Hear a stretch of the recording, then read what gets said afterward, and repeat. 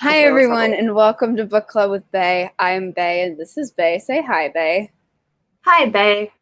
And today we're talking about Lion's Share, the first book in a spin-off romance series that is the spin-off series to the Shifter series.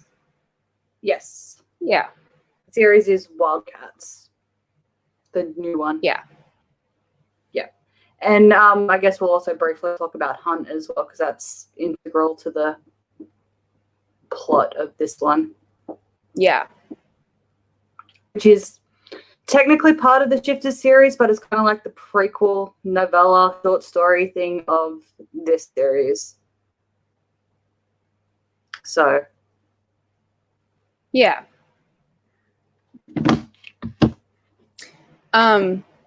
So we start. Yeah. Okay. Yeah. Anyway, real quick. Oh yeah. As we like to say, spoilers ahead, because this is Book Club with Bay, not spoiler-free book review with Bay. Yes. And as usual, we're going to start out with ratings. Okay, so we've got a 3-2 rating system now. Yeah, we have added a lot of things. So let's just start with the easy one: stand or don't stand. I stand. Jace gets a semi-happy ending. He gets an adequate ending. Yeah, Jace winds up with someone who's not Faith, so I'm... And that actually, wants to be with him and not just as a backup boyfriend, so that's nice.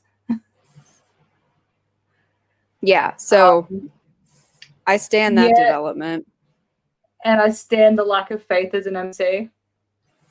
Yeah, there's a lot to stand here. Also, as romance books go, this one had a plot. It actually balanced the plot and the romance rather well. Yep. It was mostly plot. Yeah, so I mean, there was a lot of romance thoughts going on throughout the whole book. But in terms of stuff that actually happened, it was like, a lot of romance books is every second chapter they're getting it on in some way. Yeah. At least. Whereas they kiss a couple of times and then they do naughty stuff twice. What I also liked about this book was that they didn't pretend like they weren't going to get together at the end. Really?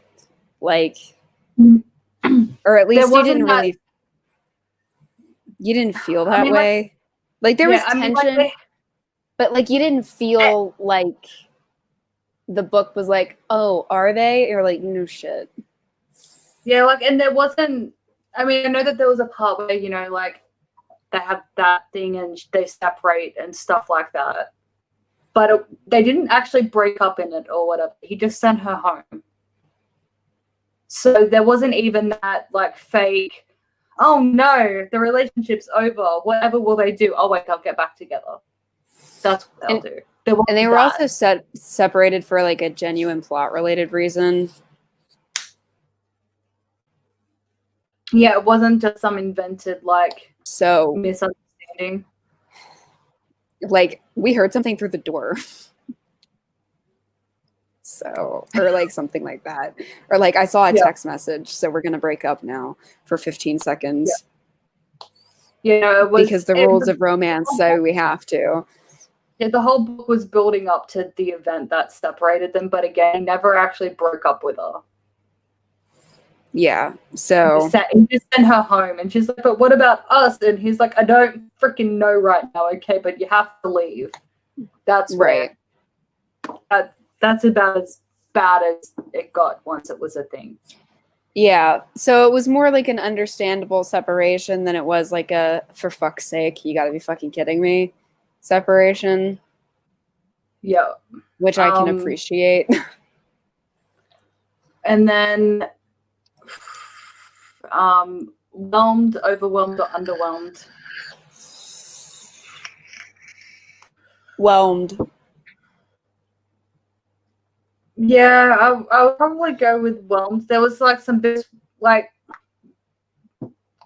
the plot twist bit. I suspected the basic gist of it for a while, but because it wasn't until she ripped out the guy's throat that I was like, hang on a second, and I read the book because I haven't read the blurbs for these books in God knows how long, like months. And it clicked. I was like, hang on a second.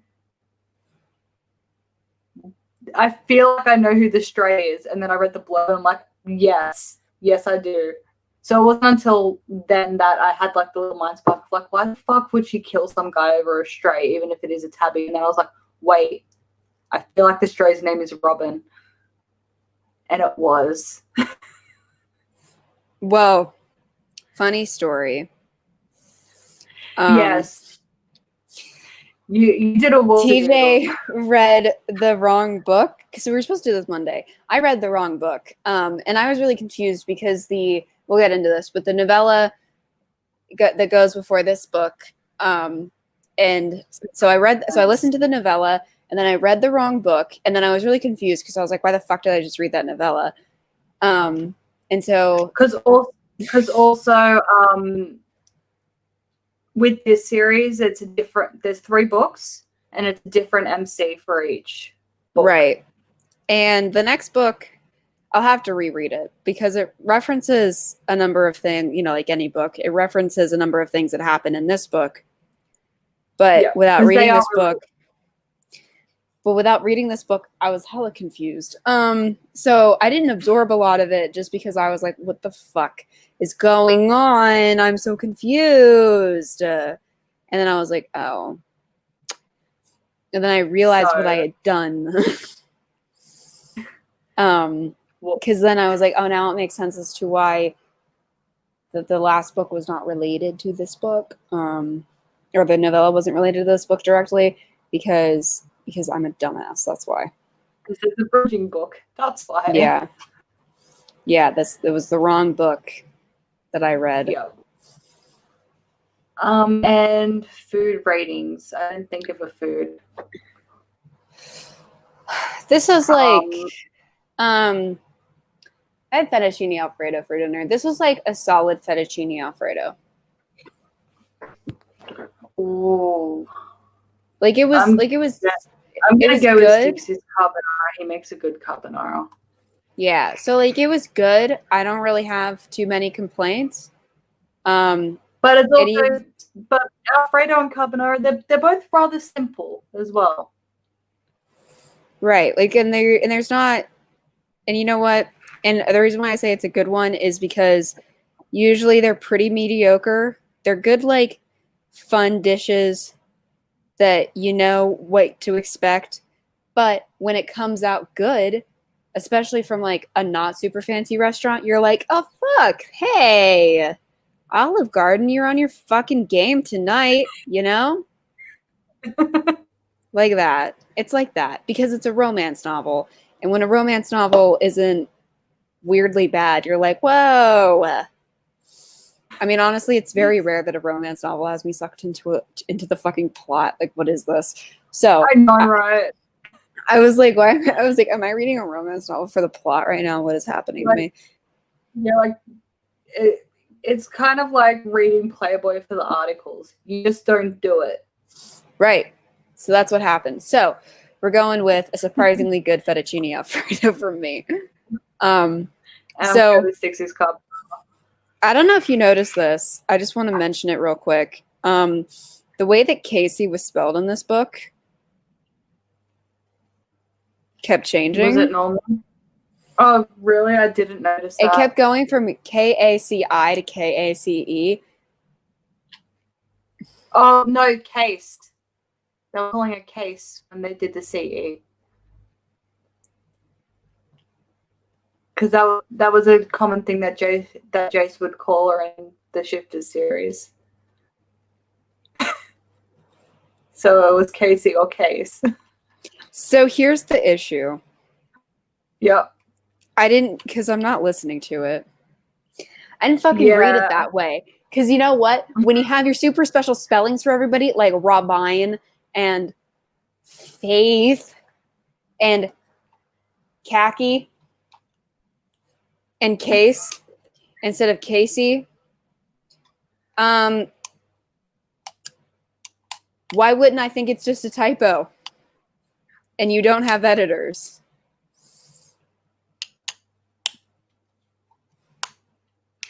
If I may just point that out. Yeah, it's well, in this one,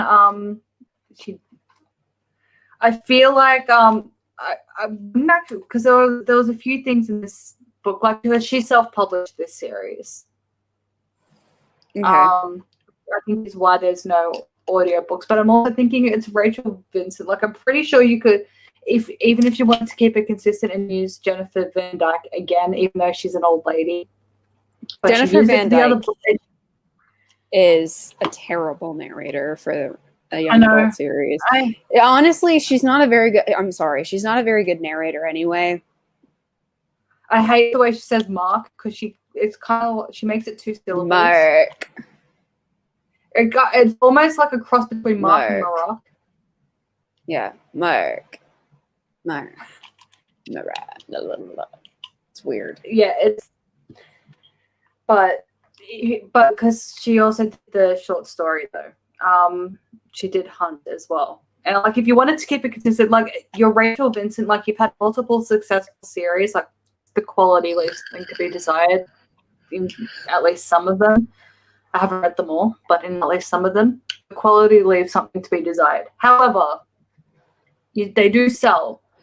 I'm pretty sure you could get, if you didn't want to front the money to pay her at per finished hour rate, I'm pretty sure she would have been happy to do this series, or any narrator would have been happy to do this series for the royalties. You didn't have to front any money, Rachel Vincent, to get a narrator for these series. Also, take it from me, there are plenty of ways to get really amazing narrators as a self-published author. Mm-hmm.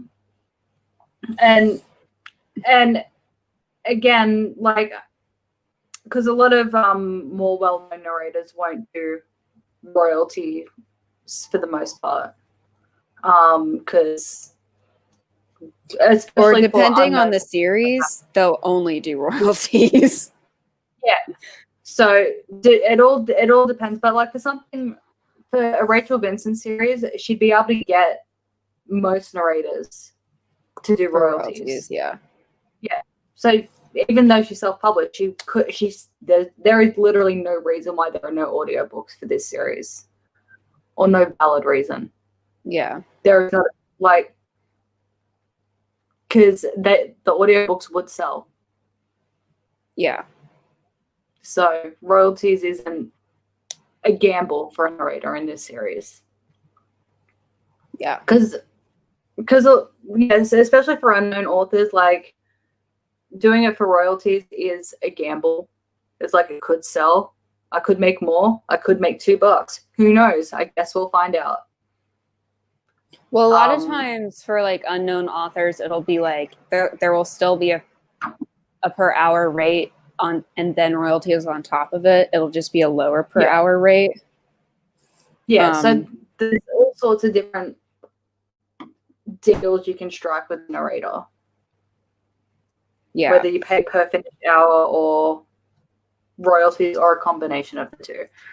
And like I said, even as like, don't let it like discourage you as a self-published author. Like I said, take it from me, you can get amazing narration. Yeah, as a self-published author. And just because a narrator also doesn't have a massive portfolio, it also doesn't mean that they're not amazing. It might just mean that they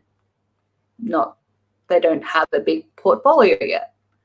And the ones that don't have a massive portfolio are also going to be more likely to do royalties for a relatively unknown author. Yeah. Because, they're trying to build a portfolio, you're trying to get a book published. No one knows who either of you are, so let's just do each other a favor. Yeah. But yeah, but also depending on the length of your book, even per finished hour rates, they're still relatively affordable depending on the scale. Like, you can get a pretty good narrator to do like $250 per finished hour, or even smaller. And if you've got, I mean, that's still like $4,000 or something if you have an 8-hour book, but just save. Or try and negotiate to see if you can do like a 50-50, like a lower hourly rate versus a lower portion of royalties. Yeah. So there's options. You know, there's there are tons of options, and like I said, you know, there's self-publishing. So many narrators out there. Self-publishing is expensive, but there are pros and cons to both. It just depends on what you want to do and why you want to do it, and like which route you choose. You know, it just depends. Yeah, and there's options. Like, the world is your oyster when it comes to freaking publishing a book. There's so many different options and alternatives, and like there's even like middle grounds between self-publishing and traditional publishing. If you go with a really small publishing house, you get some of the benefits of traditional publishing, but you still get a lot more creative control. I will say this though, if somebody is saying that they're a small publishing house, but they are asking you for money, they are not a publishing house. You never, ever, ever have to pay your publisher. They pay you. They are purchasing rights to your book. A publisher will never ask you for money. If somebody is asking you for money, they are a glorified file uploader. They're not a publisher. Because publishers get their payments through book sales. Yes. That's how you pay them. You do the writing, they reap the profits because they also put in work as well. Like it's a publisher will pay for your cover design and for your editing, and they pay you in advance. Sometimes indie publishing houses will not be able to pay you as much of an advance because they're a small indie publishing house, so they work out different deals. That just depends on the size of the publishing house. But you do not pay money for publishing. It's not how that works. The only money that you should be putting up if you're signing a publishing house is if you want to hire a lawyer to look over the contract. Or if you want to get your manuscript edited independently ahead of time or something like that, if you want to have a second editing opinion, something of that nature, or any kind of marketing you're doing on your own. Those are the fees that you would be paying if you are publishing a traditional route, whether it be an indie publishing house or a major publishing house. Anybody that is saying that they are a publishing house and are asking you for money, it's a fucking scam. Okay? Sorry. I'm passionate about that. It really upsets me. Yeah, well, it's the same as modeling agents that like get you to pay them to take headshots and stuff. No agent, no legitimate modeling agent will ever take a cent from you. They work on commission. Literary agents don't ask for money either. It's not how literary agents work either. Agents in general, they work on commission. Agents make money when you make money. Yeah. And if they're asking for you to pay them regularly, that means that you're also not really going to get any work because there's no motivation for them to put you out there instead of, commissioned clients, etc. because they're already getting money from you. So if you ever get an agent, a publisher, anything like that, that is asking you to write a check to them, they are scamming you. Yeah, and the thing is, there are some services that if you want to self-publish can help you with things like Ingram Spark or KDP. But the thing is, those services are usually insanely overpriced. I designed book covers for indie authors.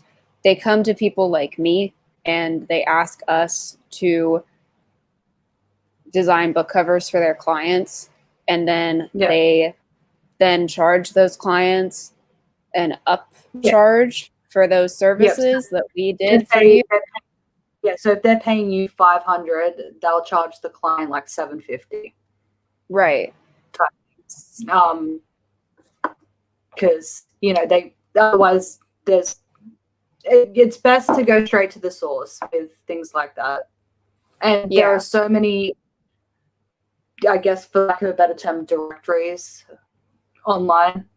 Like there's so many self-publishing resources all over the internet, I guess, that have this, that take you directly to editors, designers, etc. Yeah, and what's at least upsetting to me is that typically these people are people who will prey upon, it's usually older people who don't know how to use the internet. Yeah. Or young people that have no idea what they're doing. Yeah.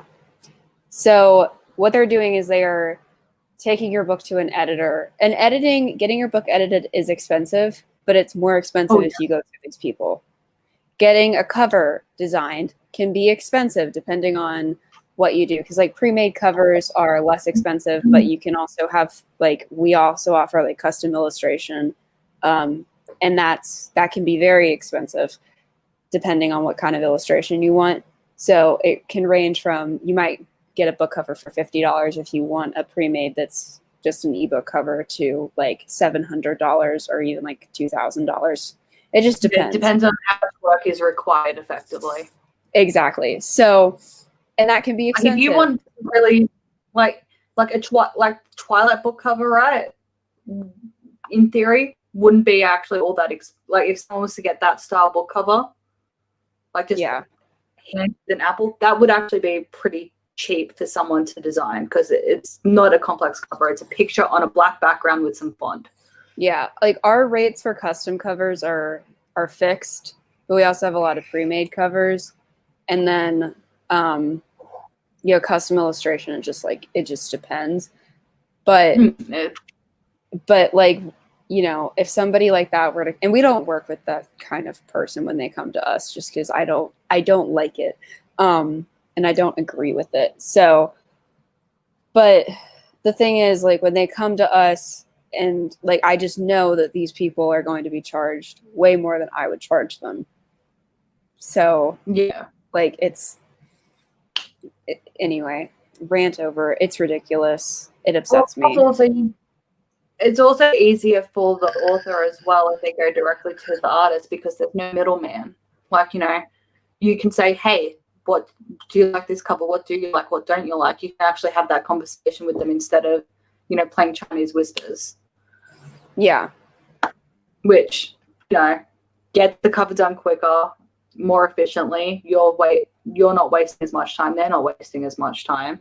And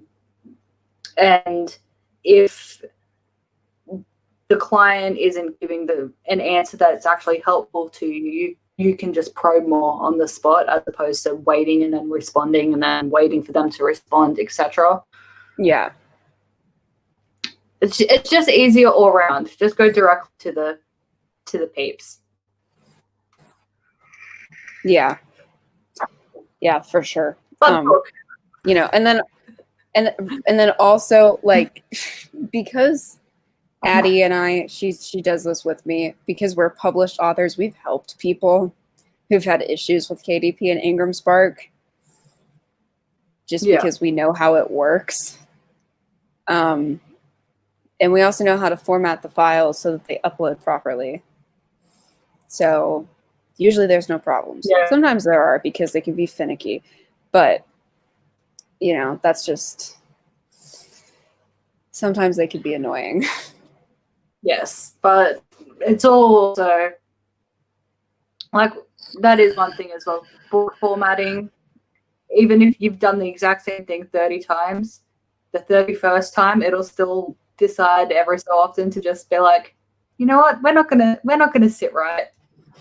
Fuck you. Well, because sometimes you'll be it's exactly because what you do is you go to Ingram Spark's website and you're this is the book, this is the ISBN and everything, and it's cool. and you're like, this is how many pages it is or whatever. And then it gives you the thing that you need so that you know how thick the spine is, because the spine thickness for like KDP to Ingram's Bark on the same book is not the same, even if the page count's the same, because of the printing, whatever, just because they print on different paper and stuff. Yeah, so you have to change the spine thickness. But then sometimes it'll decide once it actually has the book that the spine needs to be a different width, and then it'll give you a different, and you're just like, you stupid computer. Why have you done this to me? Why did you tell me it needed to be 1/8 of an inch thicker than it needs to be? And sometimes it'll be like, I'm sorry. It's very frustrating. Oh, it would be. But anyway, these are the things you have to deal with sometimes, unfortunately. So characters. Yes. Okay, so because we'll discuss Hunt before we get into Lionshare, but the characters are more or less like Abby is the MC of both Hunt and Lionshare. So yeah, it's fine. We can do the same characters for both.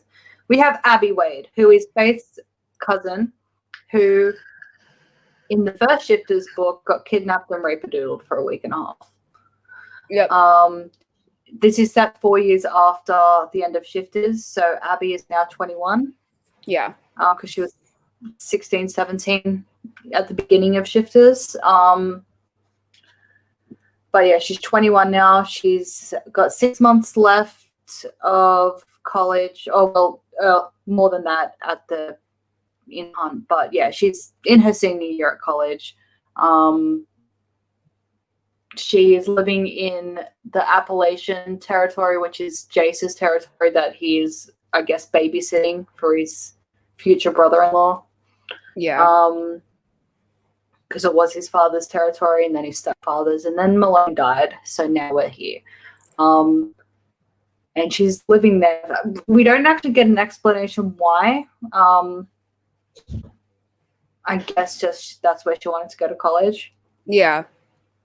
And we also there's not really any explanation as to why she's not guarded at school. Like, Faith was watched 24/7 at school.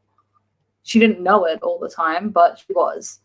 We don't really get, so that's one of the things that doesn't make sense to me, especially given Abby's past. I don't see her dad being like, no, it's fine, she can go up to school unguarded for 4 years. Yeah, that's kind of odd. Like, because it's not just his daughter / his only daughter, she's also the future of, there's a reason why tabbies are so well protected, and it's because once a tabby dies, there's not usually one to replace her. Yeah. Unless he's already had a daughter.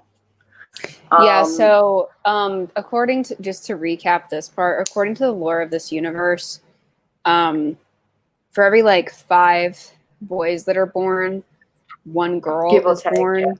Yeah, give or take. Yeah.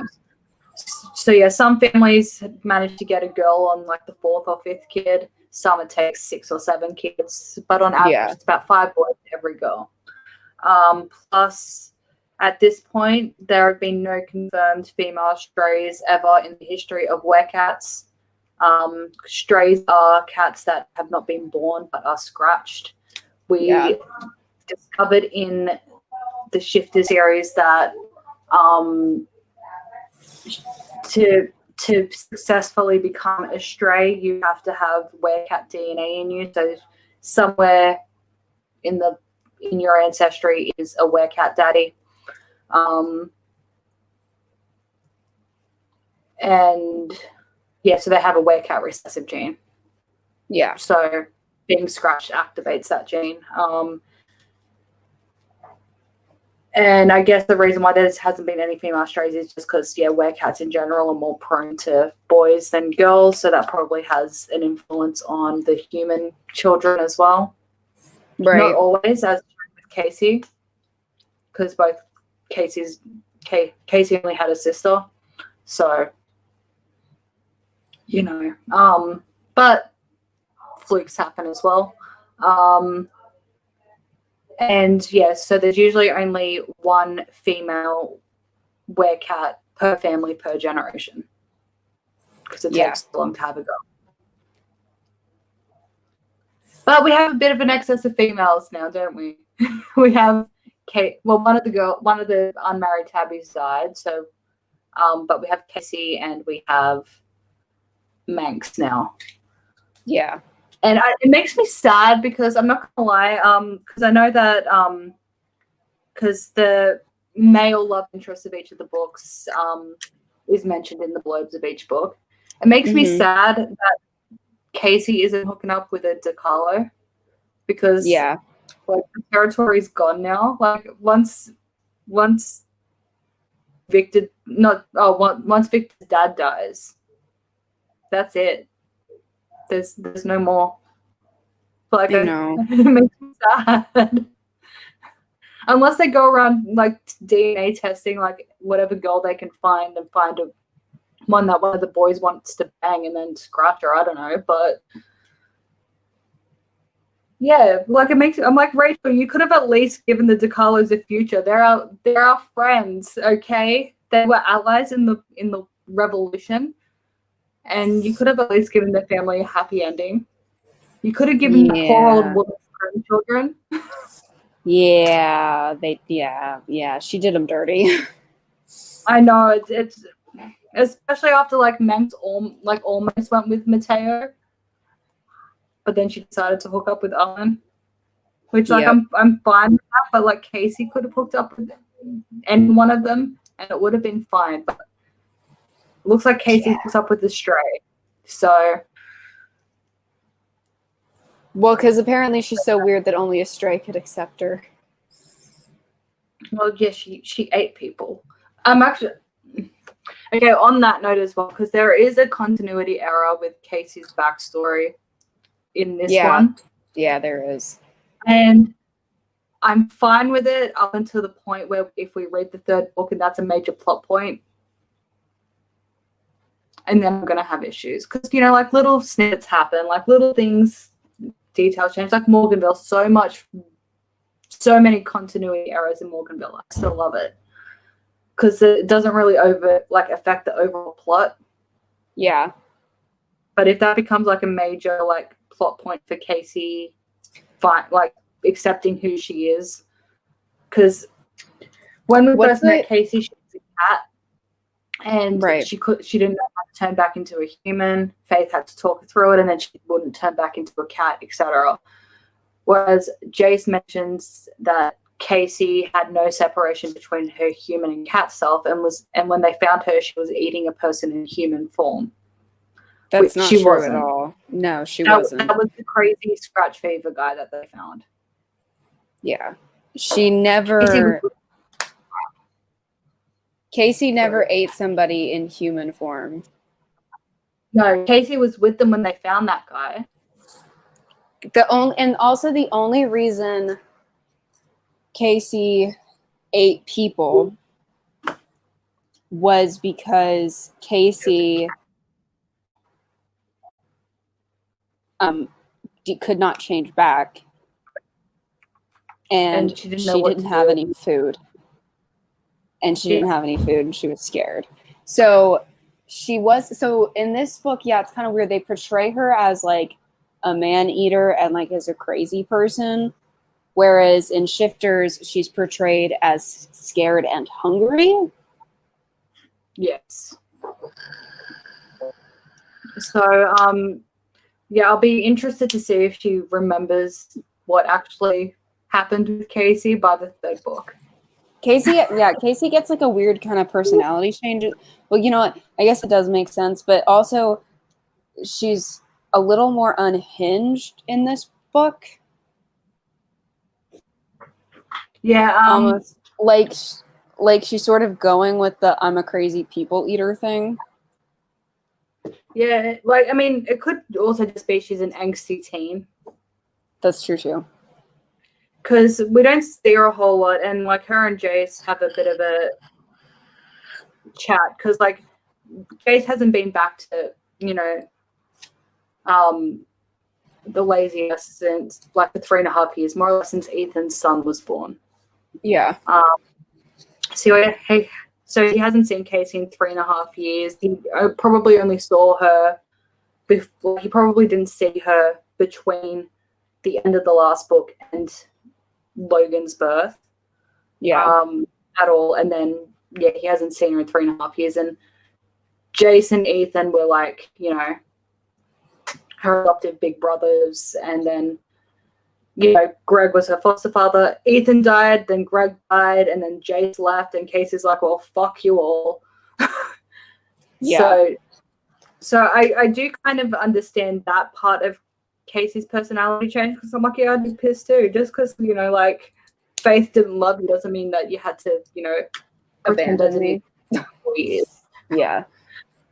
So especially considering she's a poor little traumatized girl. Like she killed her mother and her sister and 8 people. Yeah. So, and then she got kidnapped and was, a constant potential kidnapping victim repeatedly. And then everyone died or left. Yeah. So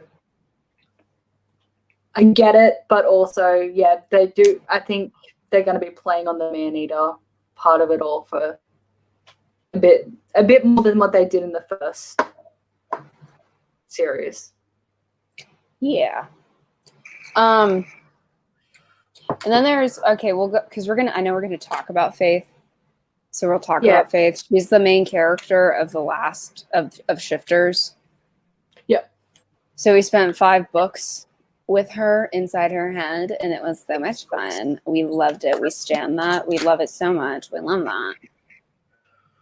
She was intolerable. We didn't like Faith at all. She was a selfish bitch. Like honestly, like every single argument that like the bad guys in the book said that like made Faith go that I think we the reader was also supposed to we were both just like, but I understand why they're saying that. Yeah. Like it makes sense that they don't want you to be risking your life on a daily basis before you have a kid, like a daughter. Because otherwise the species will go extinct, Faith. It's important. So Faith was supposed to be a sympathetic character and she wasn't. She was just intolerable. Yeah. But she's not too bad in this series so far. We see her, she's pregnant, she's got a kid, she's with Mark, they're married, they co-alpha and co-parent. Because I guess like they seem to make a really big deal over that, and I don't like. They kept on bringing up, well, Faith wouldn't be able to alpha unless Mark was willing to co-parent, and I'm like, well, duh, but I don't know. They just seem to make it a bit too much of a point. Yeah. I don't know, but they have bebes. And she didn't do anything that made me want to tear her hair out, so that was nice. It was more the way that they talked about her that was really freaking annoying. It was always like, Faith was a revolutionary,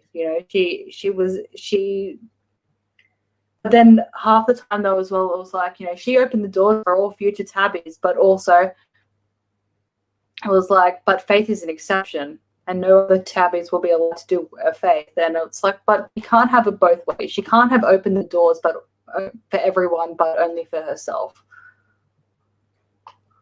Yeah. And there's a really good moment when Jace is having an argument with his sister. That more or less he's trying to make Melody become like Faith, and Melody is like, fuck no, I'd rather die, please. Yes. I liked that. I'm Team Melody. Yeah, I am too. Bless her. she's a bitch, but bless her. Yeah. Then Abby's brothers are back. We really only got to know Lucas in the first series, but Lucas and I think Lucas is the oldest brother. I don't know. Abby's got 5 brothers.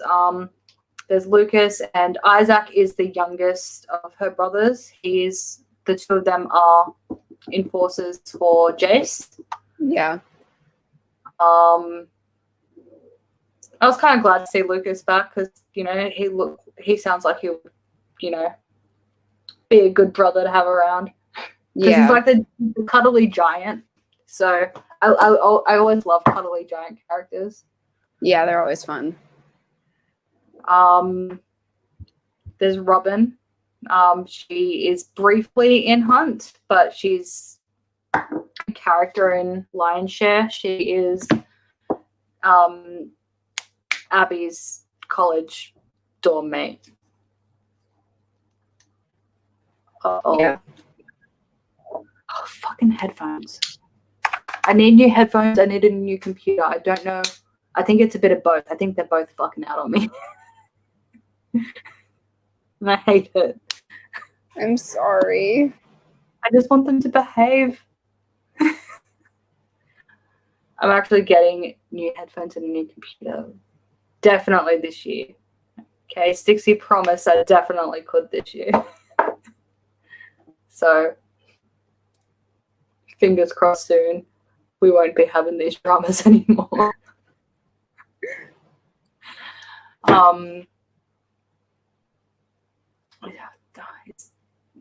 There's some of the other enforcers in Jace's crew. They're there. They're characters. Some of them play roles, but I don't think there's really. I think that's pretty much it. Yeah. Yeah. And any other character, I guess we'll get to as we get to them. Yeah. So we'll start with Hunt. Yep. This was short. I think it was only about an hour long in listening time. It was it was part of an anthology. But Abby's going camping with Robin, her roommate, Robin's best friend, and their 2 boyfriends. Yeah.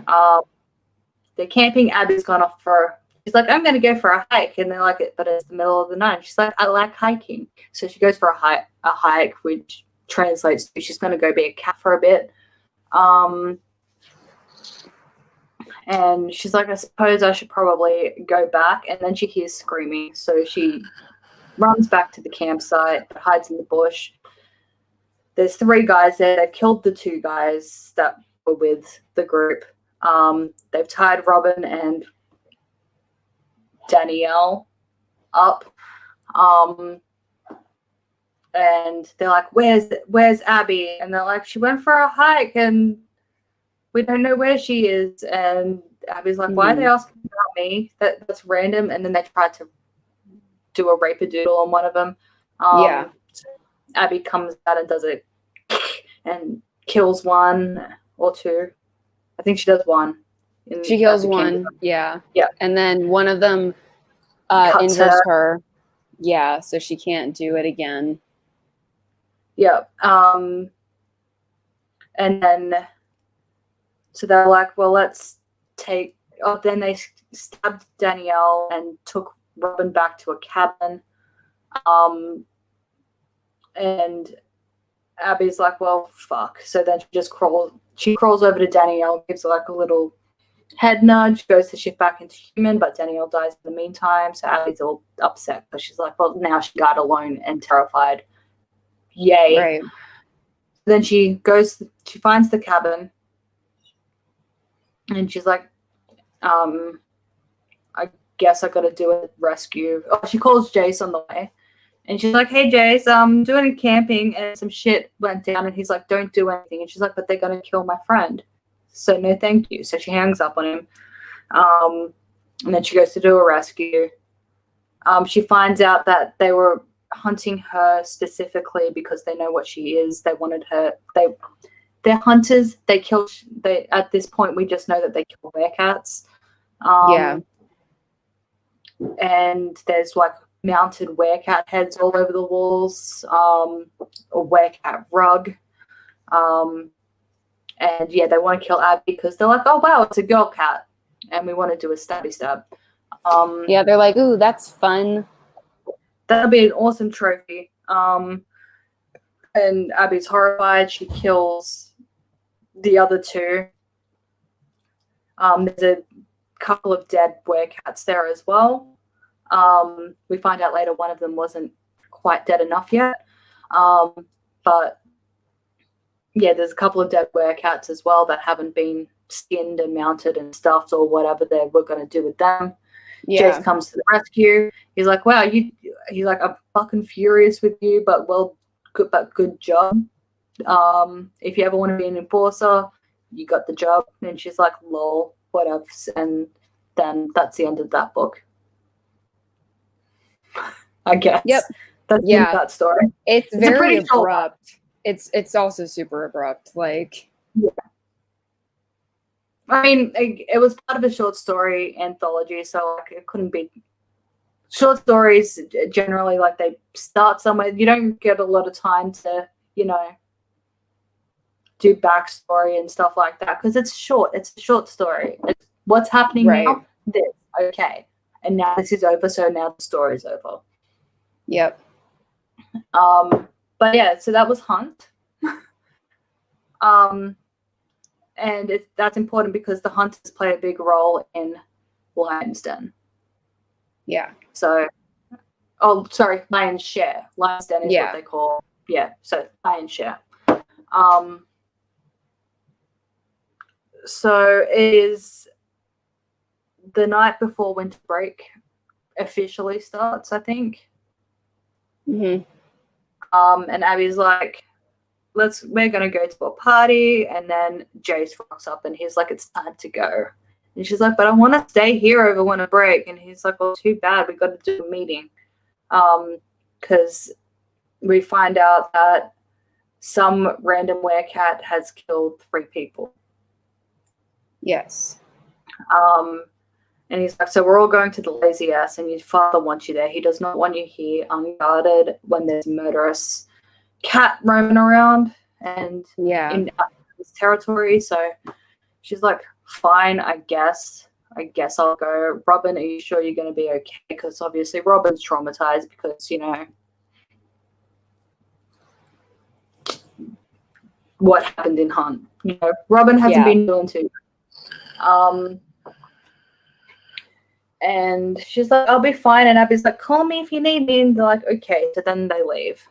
On the drive, so yeah, they catch a plane. Abby's got the hots for Jace. We know that. Jace has the hots for Abby, but neither of them know that the other one has the hots for each other. Because that's how this works, I guess. Plus, it doesn't help that Abby is technically engaged to Brian, who is one of Faith's enforcers. It's complicated, yo. Yeah. I mean, like, they've been engaged since before she started college. And yeah,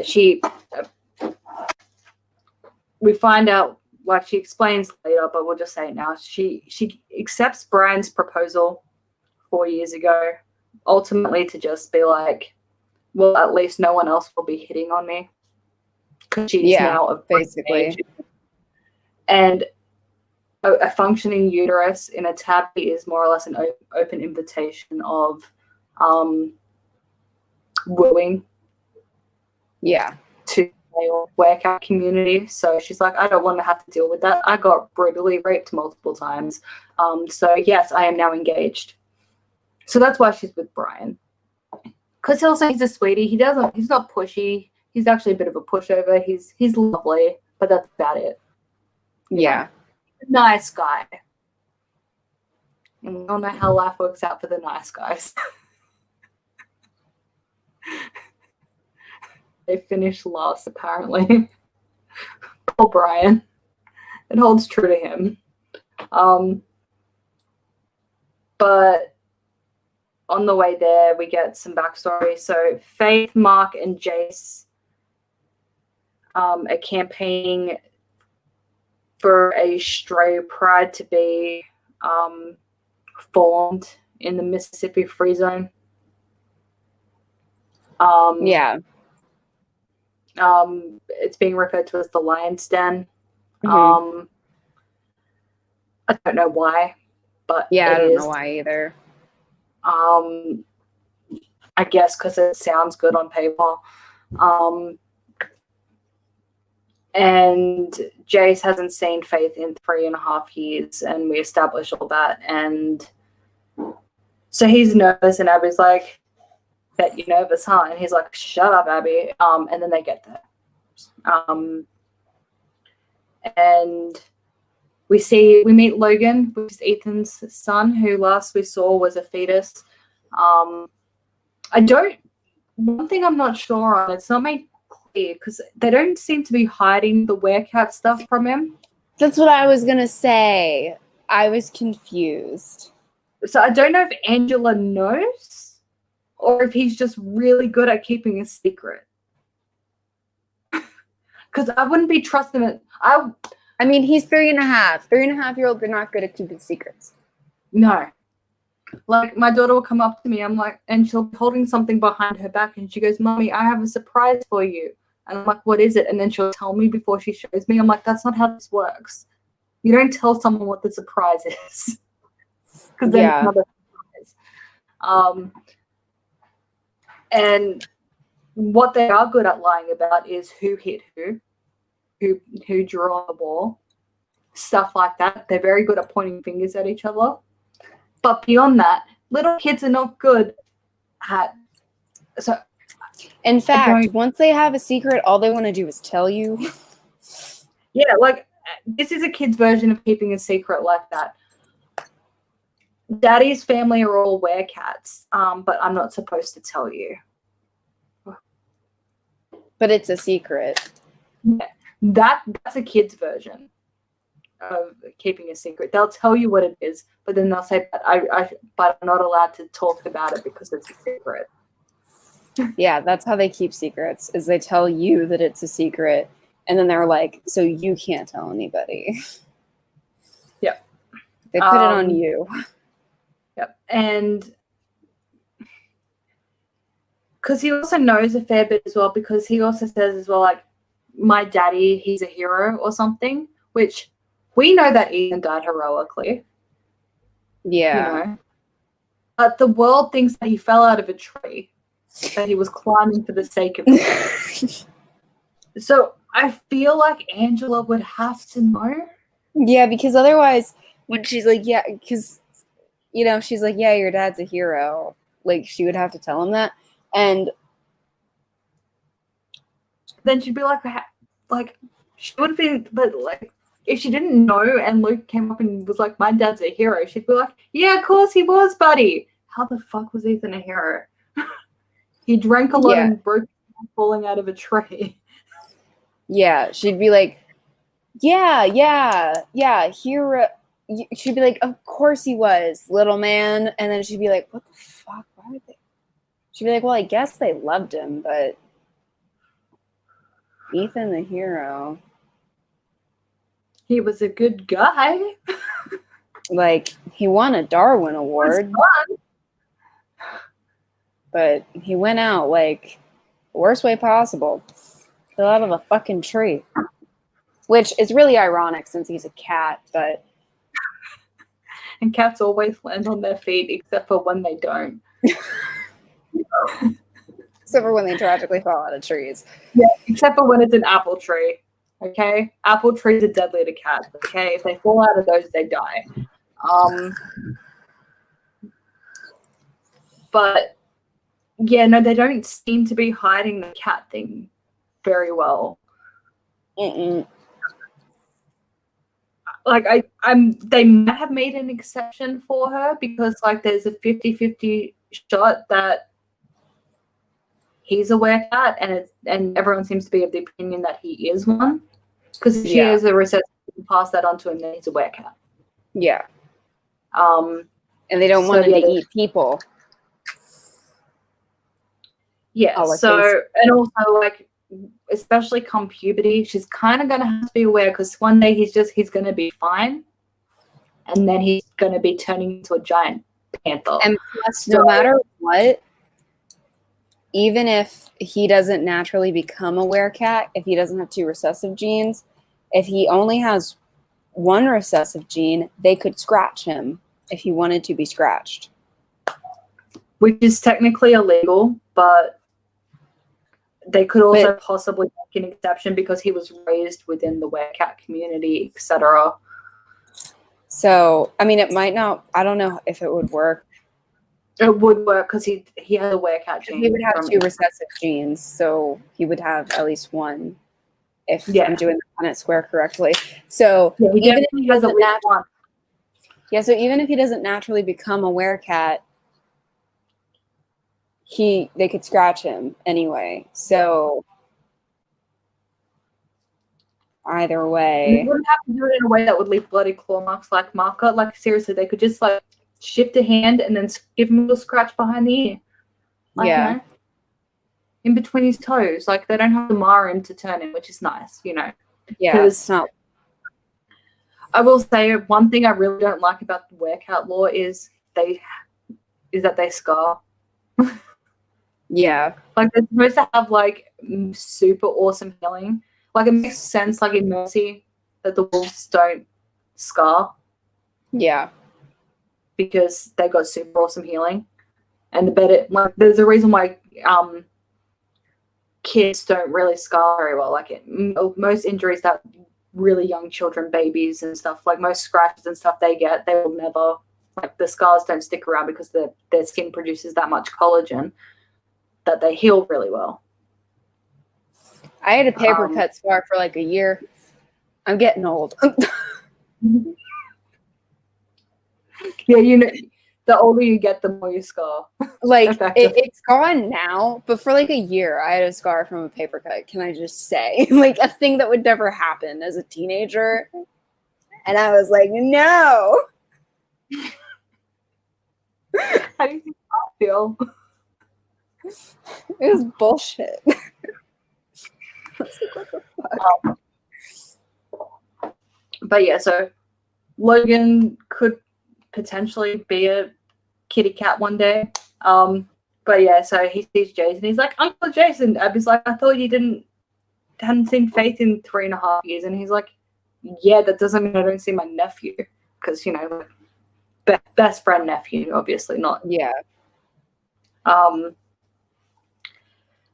And yeah, so Jace obviously keeps in touch with Angela and sees them regularly.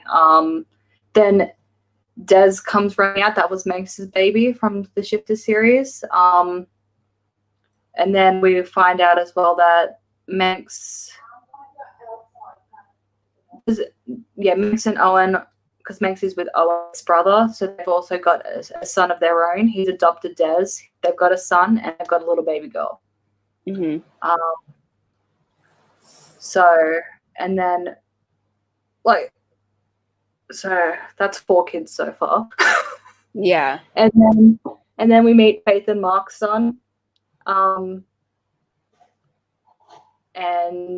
so that's 5. And then Faith is she's got a belly, so she's probably about 5-6 months pregnant. Yeah. Because it's described as small, so she's second trimester. Yeah.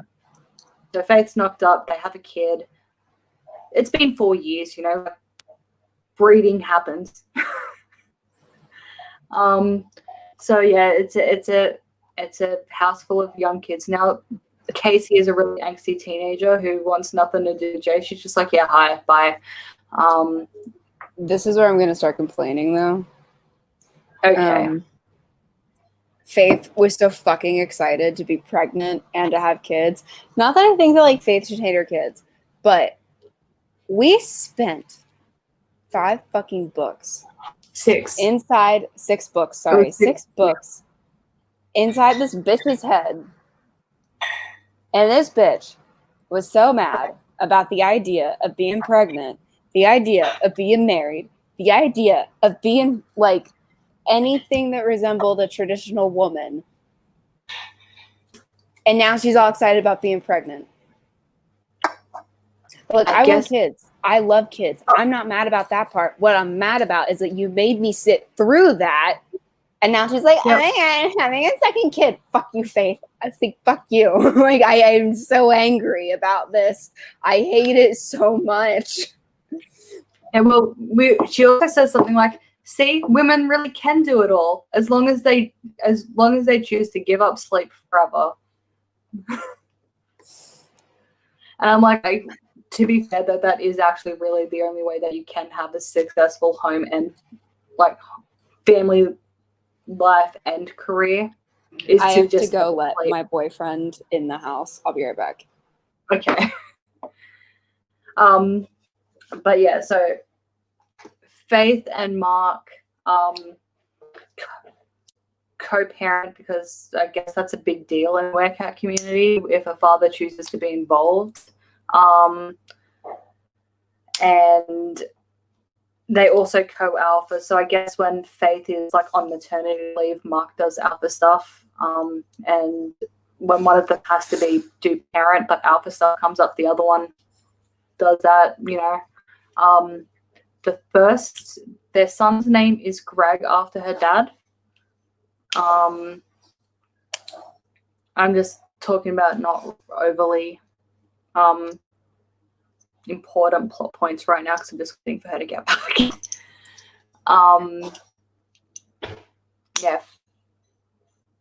Oh yeah, so Casey turned into like an angsty teenager. She's like, I'm going out, and they're like, be back by blah, and she's like, no, none of my human friends have to, and they're like, well, too bad, we're the boss of you. So Casey's turned into the quintessential angsty teenager. When Jace sees Faith, he realizes that it only hurts a bit now. It's more like a scar twinging as opposed to, you know, soul crushing. So he's like, well, that's progress then. That's nice. Okay. Hi. There we go. Hi. So, sorry. So now he has to go to the store. I apologize. But the front door of his house doesn't work. So you can't open it from the outside. But what if no one's home? Yeah. Yeah, I know. But what if no one's home? I know. It's a thing. Back door, I guess.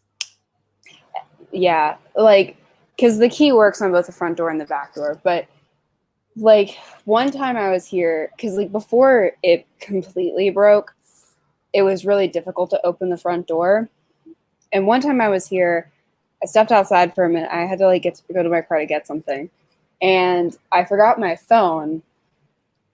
And so I didn't have my phone. And so I was like, I got this. I'm a strong, independent woman. I can open this fucking door. First of all, I broke a nail. Trying to open the door. I tried to open the door for 10 minutes. He was on Xbox with his friends. So he did not notice that I was gone for longer than I should have been gone. So I was just outside for like a solid 20 minutes before he was like, what have you been doing? Trying to get inside. That's what I've been doing. And it was like 1 a.m. And I'm like, somebody's going to call the cops on just me. Heavily pounding on the door, screaming. Somebody's going to call the fucking cops on me. They're going to think I'm trying to break into this fucking house. This is not going to be good. It was bad. But now you just can't open the door. And then it happened again. And then that time I had my phone, but so I called him, and me calling him killed his phone.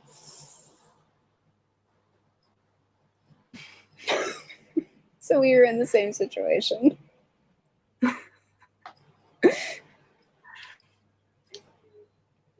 And then do they have plans to fix it? They don't.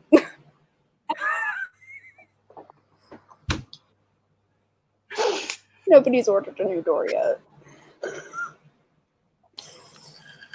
Well, hopefully they get it fixed soon.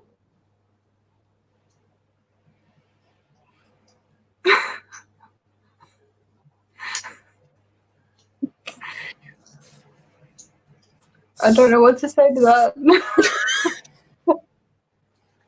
It's one of those. It's just, honestly, it was just funny.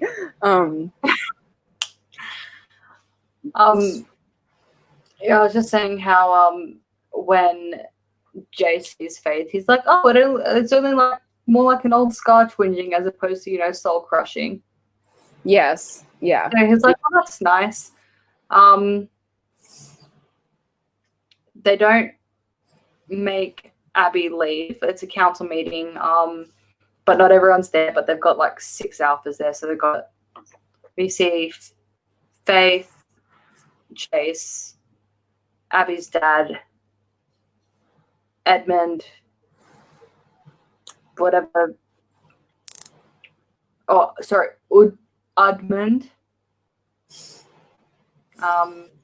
DeCarlo, Ed Taylor, and there must be someone else because there's 6 alphas there. I forget. I don't think it's important. It doesn't matter who's there. So they're talking about the straight. Sorry, what? I will say something that is kind of weird is that I know that like Faith is technically the alpha. I still read Mark as the alpha. In some ways I do, but God, you know what though? He's kind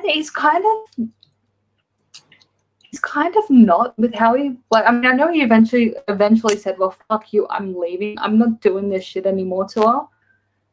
But he let her cuck him for so long. And I'm just like, I can't respect a man like that. And I have no respect for Mark. I mean, I have a little bit of respect because he finally fuck it, I'm out. I mean, Jace never did that, but on Jace's part, though, he was always trying to win her over. He wasn't. Yeah, he was always the other man.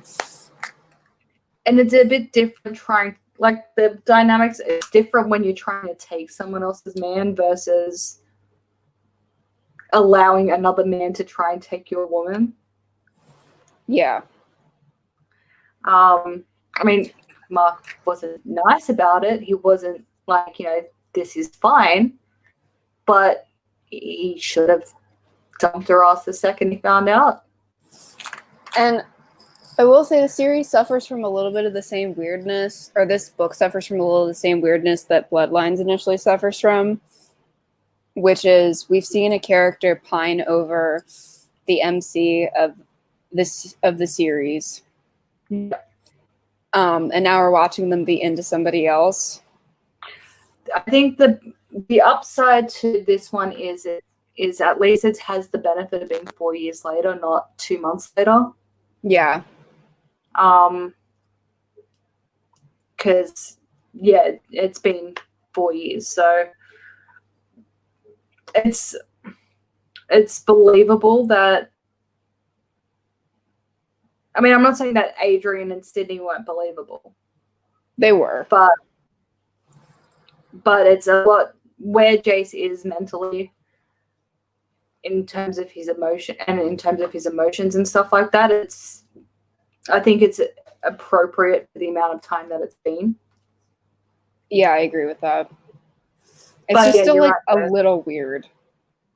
Yeah, from our perspective, yeah, because it's like, well, last book. Yeah, and because like the thing is though, it's not like it's not a thing that doesn't happen in real life, obviously.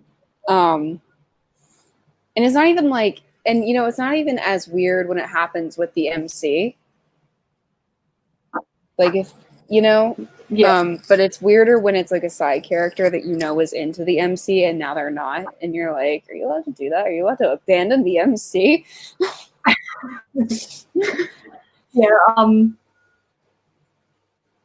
it's. I'm glad for him though, because Chase deserves so much better. He does. But Jace's thing as well, because like he's kind of got a bit of a hots for Abby going on. And I don't think he realized that it was more than just having a hots until he realized as well that seeing Faith didn't hurt him so much. Yeah. Which is good that happened first. Yeah. Like, before that, it was just like, wow, she's kind of hot, you know? And he'd been feeling that way since Hunt. Yeah. Because, you know, he's known Abby literally her entire life. She's 21, he's 30.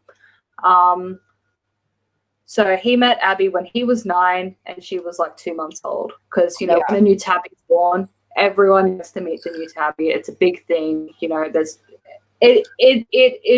the equivalent of a royal baby being born. Probably not to the extent as a royal baby being born is to you guys, but like as the queen is my head of state, royal babies is a very big deal. And I'll say this too, whereas Mark and Faith was fucking creepy, the age gap. So 21 and 30 is edging on a slightly problematic age gap. It could be. In this case, though, but they're both adults. Yeah, but so in real life, I would say that if you came to me as a 21-year-old asking for advice on a guy that's 30, I would be like, you know, be careful of like the power imbalance because there is a power imbalance there and stuff like that. That's what I would say to you. Like, I don't think it's entirely inappropriate in some circumstances. I think in some it can be manipulative. It just kind of depends on the two people involved because at 21 and 30, very different ages, very different stages of life. You know, later down the line, that age gap isn't as much of an issue, but at those stages in life, it just depends on the people. It can be an issue. But in this case, they're in an insular society, you know? So the power imbalance is not as big of a problem, especially given how much power tabbies inherently have. Yeah. Plus, I think another thing as well, because I think it's around the same age gap as Faith and Mark. But Jace's hard-on started 2 months ago. Yeah, the difference is that, because Faith and Mark, like, the relationship we saw between them as adults, aside from the obvious DV issues, etc., aside from those ones, their relationship wasn't creepy. It was toxic, but it wasn't creepy. Like the adult relationship that Faith and Mark had. But the fact that their relationship started when she was 14 or 15 and he was in his early to mid 20s. Creepy. That's what makes it creepy. That's not okay. Because what's not okay is if your relationship starts then and then continues. That's not chill. That's not cool. Like if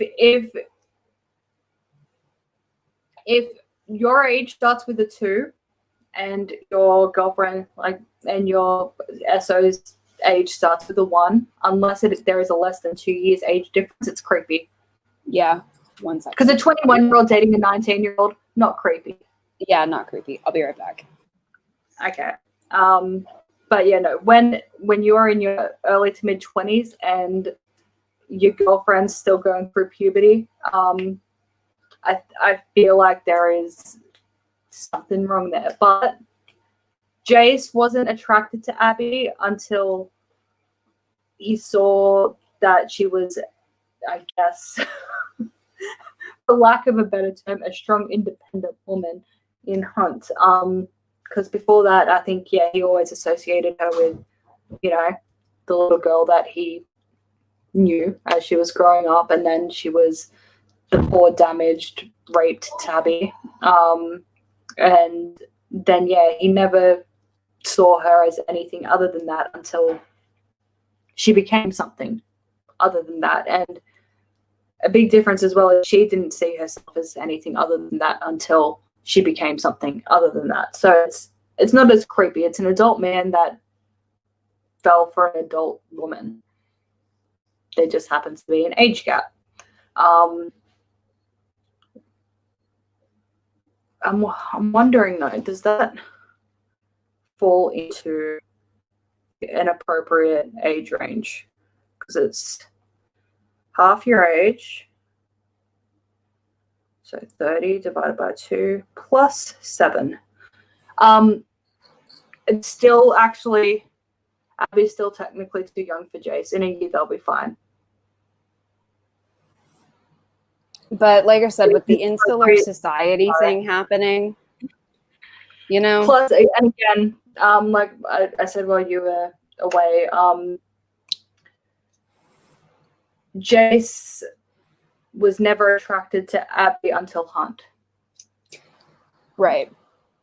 Like he saw her as, a child because she was a child, and then he saw her as like, a little teenager, like Faith's little cousin, and then she was poor Abby. And then when she proved that she was no longer poor Abby, he was like, wow, she's no longer poor Abby. She's a strong, independent woman.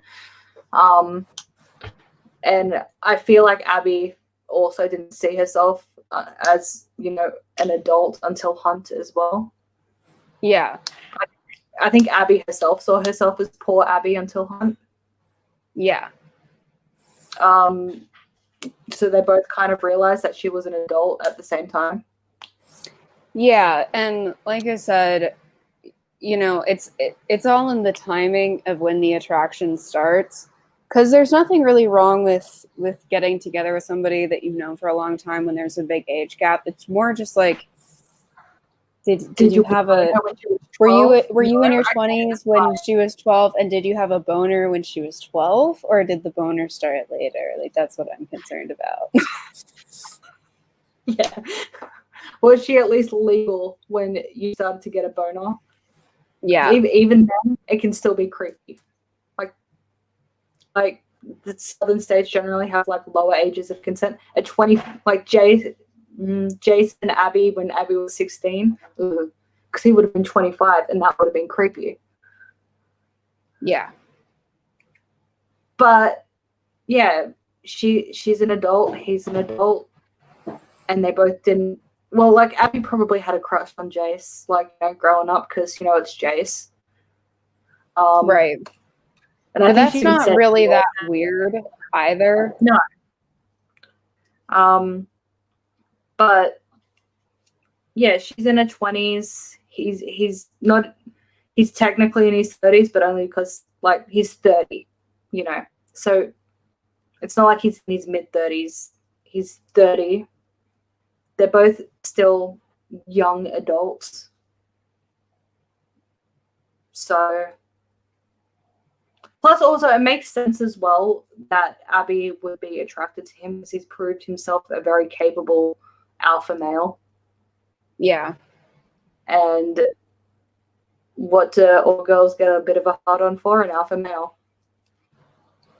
So it makes sense. And yeah, I don't find it creepy.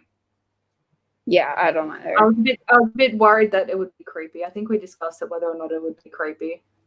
Yeah, we did actually at the end of Alpha, I think. Yeah, because we knew it was coming.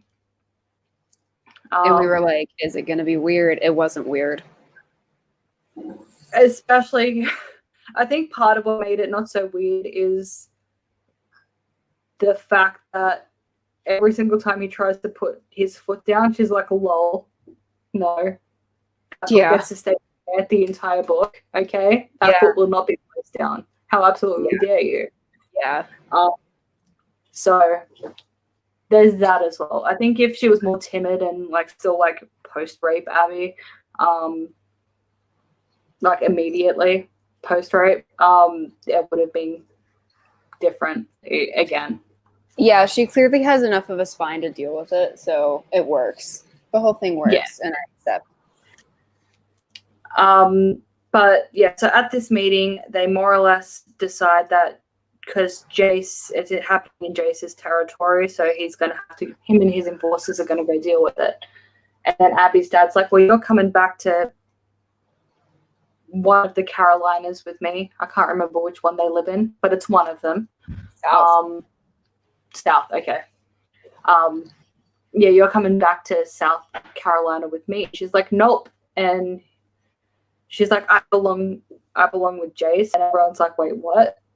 Oh, because also she's also had her like reunion with her fiance, and it's just awkward. Just like, hi, nice to see you. You too. How's it going? Fine, you know. Because also we didn't mention this. These books are from on chapter by chapter basis from either Abby or Jace's perspective. Yeah. And yeah, Abby's like, no, I belong with Jace, and everyone's like, excuse you. And she's like, well, I'm part of his pride now.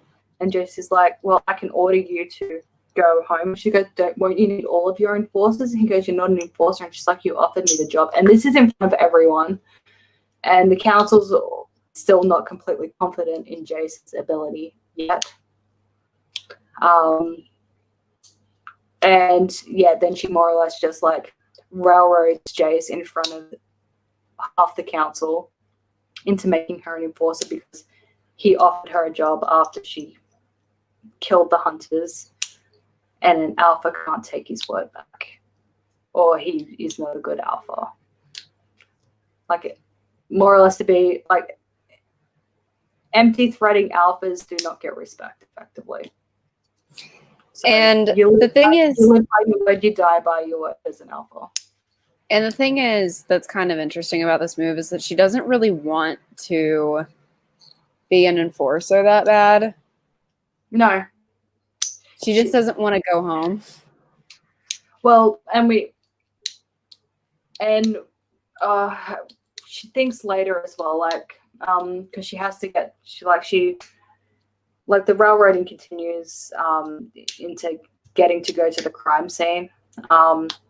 And she has a thought like, well, how else will I explain my scent at the crime scene? Because the most recent murder of someone by a cat happened like a few days beforehand. So they're going there. And then that's when she was like, you know, I got to do a thing. And she's like, well, how else will I explain my scent there? And we're like, why the fuck is your scent there, Abby? And yeah. That's all. Also, she wore Robin's jacket out when she left. So she is like, for most of this book, she's wearing her roommate's jacket. But that night though, Jace is like, well, you want to be a big bad enforcer? Off you go on patrol, Brian, your fiance. Have fun. And Abby and Brian are going for a walk, and Brian's all upset. He's like, why? Because her being trained as an enforcer and stuff would postpone their wedding even more. And he's like, you're literally not doing anything to plan the wedding. Me and your mother are planning it all by ourselves.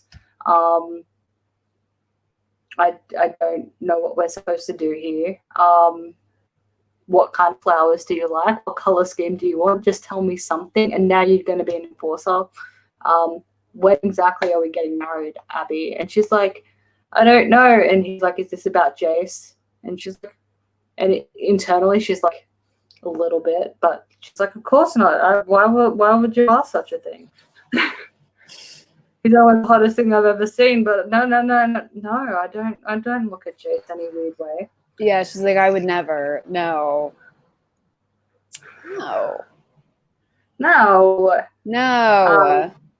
And then Brian leaves. She's like, I just need a minute to think, okay?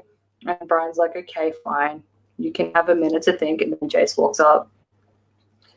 And he's like, Brian's a bad enforcer. He left you out here all alone. Enforcers always work in pairs.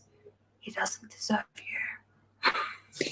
And she's like, eavesdropping is naughty. And he's like, this bitch had like 10 minutes to notice I was here. It's his fucking fault, motherfucker.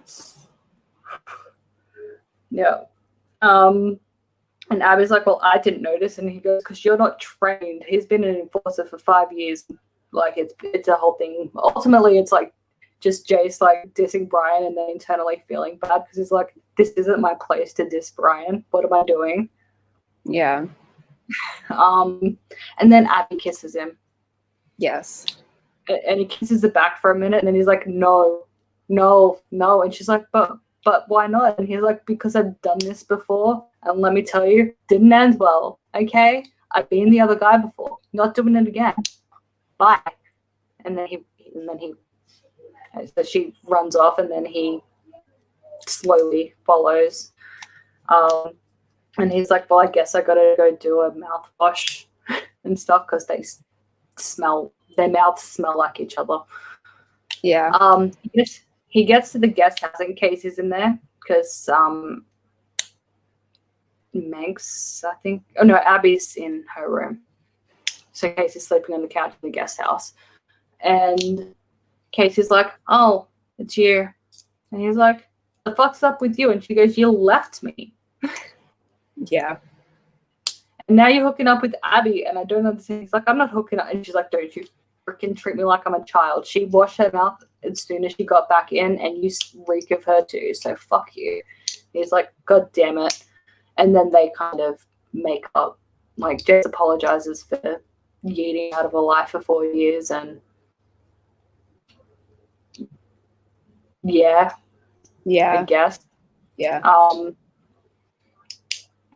And yeah, they kind of have, like, not in a creepy or any way sexual way, in a very platonic, brotherly, sisterly way. They kind of have a bit of a cuddle on the lounge and chat. And yeah, so they kind of make up, and then the next day they're back in. Oh, where do they even live? Well, hi. I'm sorry. It's okay. Where do we live? Ow. Kentucky. I think Kentucky. Yep. So they're in Kentucky. They're driving, and Jace is like, "I'm gonna take you back to the lodge where they live. I'm gonna take you back to the lodge, and then I'm gonna go to the crime scene." And she goes, "But the crime scene's on the way."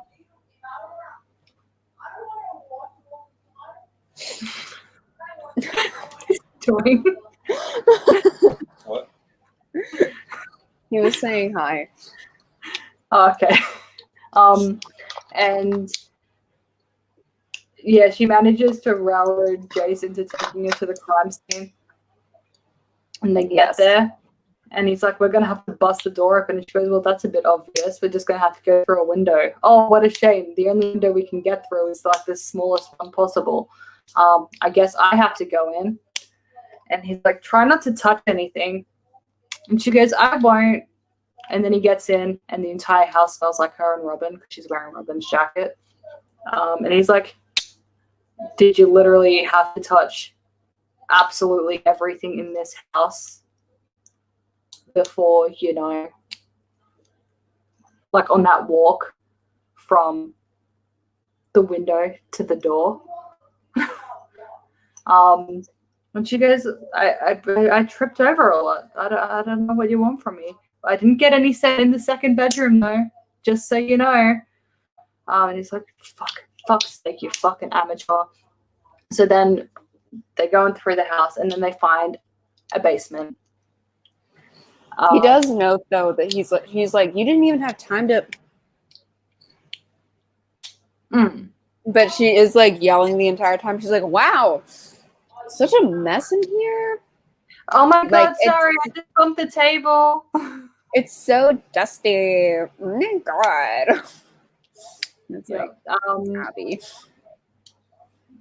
Yeah. But then they find a basement, and they go down to the basement, and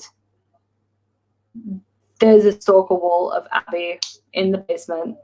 Lots of photos of her at school. Like there's photos from before the hunt, like before hunt and post hunt, and and obviously like because her and Robin have been spending a lot of time together, there's lots of photos of the two of them. And there's one of them in Abby's dorm room, and Abby's like, "That's super creepy." They'll like taking photos through the window. She's freaking out. Jace is like, "What the fuck?" And in Abby's head, she was like, "I had no idea this was here." So because we know that Abby's been there before, because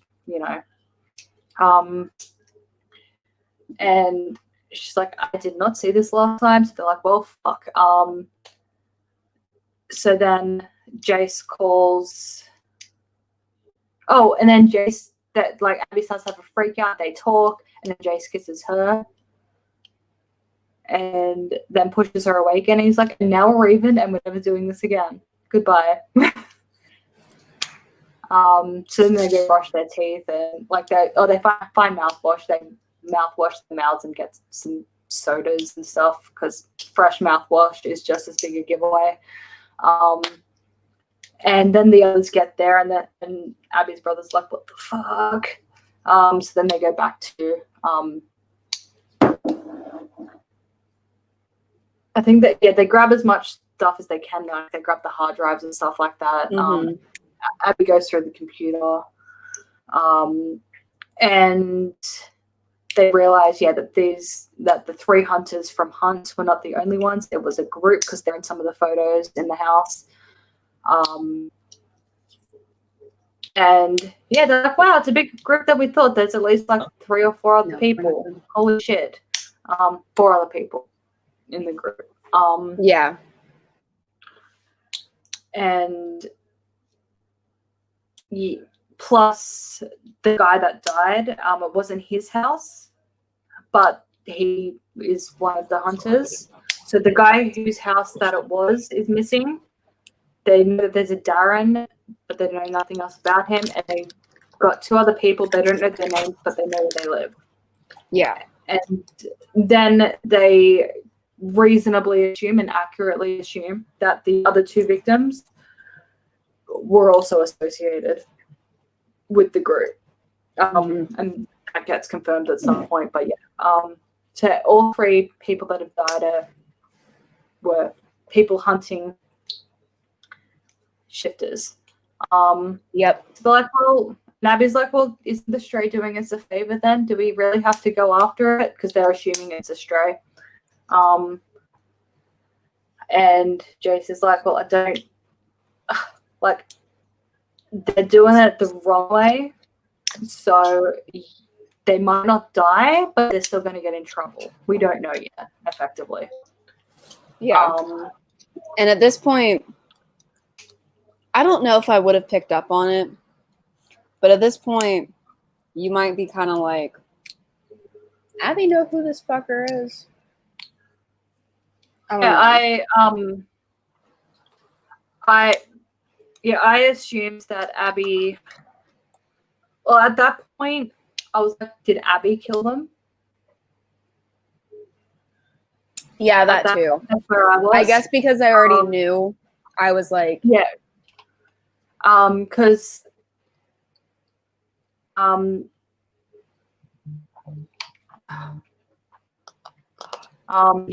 at that point I was like, I don't think Abby would have killed them, but that's partly where my head was wandering. Yeah. But then as it goes on, I'm like, Abby knows who the stray is, and then I was like, why would she? And then as soon as I knew for a bit that Abby was protecting the stray that was doing it. And then when the guy mentioned later on about a girl, I was like, it's a girl stray. And then I was like, wait, girl stray? Robin? And then, because, spoiler alert, like we've already said this before, but we'll just explicitly say now, Robin killed them. Because, like we'd already said as well, that Robin's a stray. But so more or less now they're just trying to work out how to find these guys. They track down some stuff. They find a cabin, so then they go to a cabin.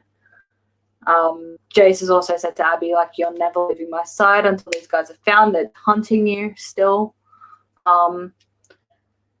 They go to this cabin. They find more Wildcat trophies, and they also find some Thunderbird and Bruin trophies. So everyone's freaking out a bit. Oh, wait, before that,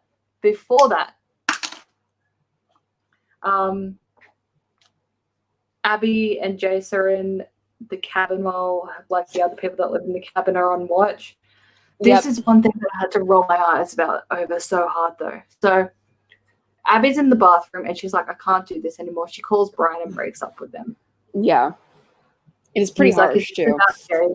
Yeah, she's like, is this about Jason? She's like, no. It's just, and he's like, then why? And she's like, look,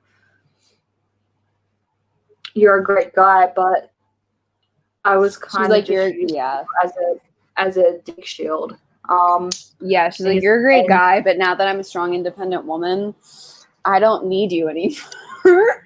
Yeah, and she's like, I was hoping that, you know, love would come, but you and I don't love each other. She's like, you don't love me, you just want to be alpha.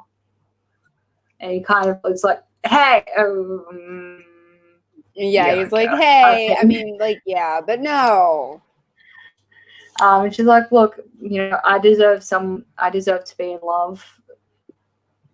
And I think she also kind of said, like, you deserve it too, but it's like, he's never gonna get to be, unless he pulls a Michael and goes and marries a human chick who never wants to have babies, because they're still not allowed to breed with humans, even though, like, now that they know they can, they have to all wear condoms when they, or like, she has to be on the pill. Like, precautions have to be taken to prevent pregnancy when sleeping with humans, now that they know that they can breed with them, because it's naughty. But yeah, so she breaks up with Brian and then comes out, and Jace is there, and then she's just wrapped in a towel, and then she just drops her towel to get dressed. And Jace is like, well, wasn't expecting that. So like,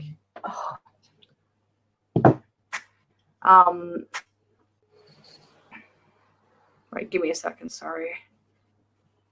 So he's just like, oh, okay, wasn't expecting that. So then she gets dressed, and then they wind up making out. And then they get to like second base. Yeah, like they get to not. Halfway between second and third. They get to not sex. They get to finger banging. Yeah, they get to not intercourse. And then we have a very progressive speech about virginity. Well, Jace was he was a gentleman through it all. He was like, you know, because like, he was like, the second you tell, like, for a bit, he was like, you do what you want, and then when you want me to do something, you tell me and we'll do a thing. Just, you know, he's being gentle because, you know, she was brutalized. You know, he's being a good boy. But then no. Yeah. Post gross. Go take your protein shake and leave me alone. But yeah, then post that,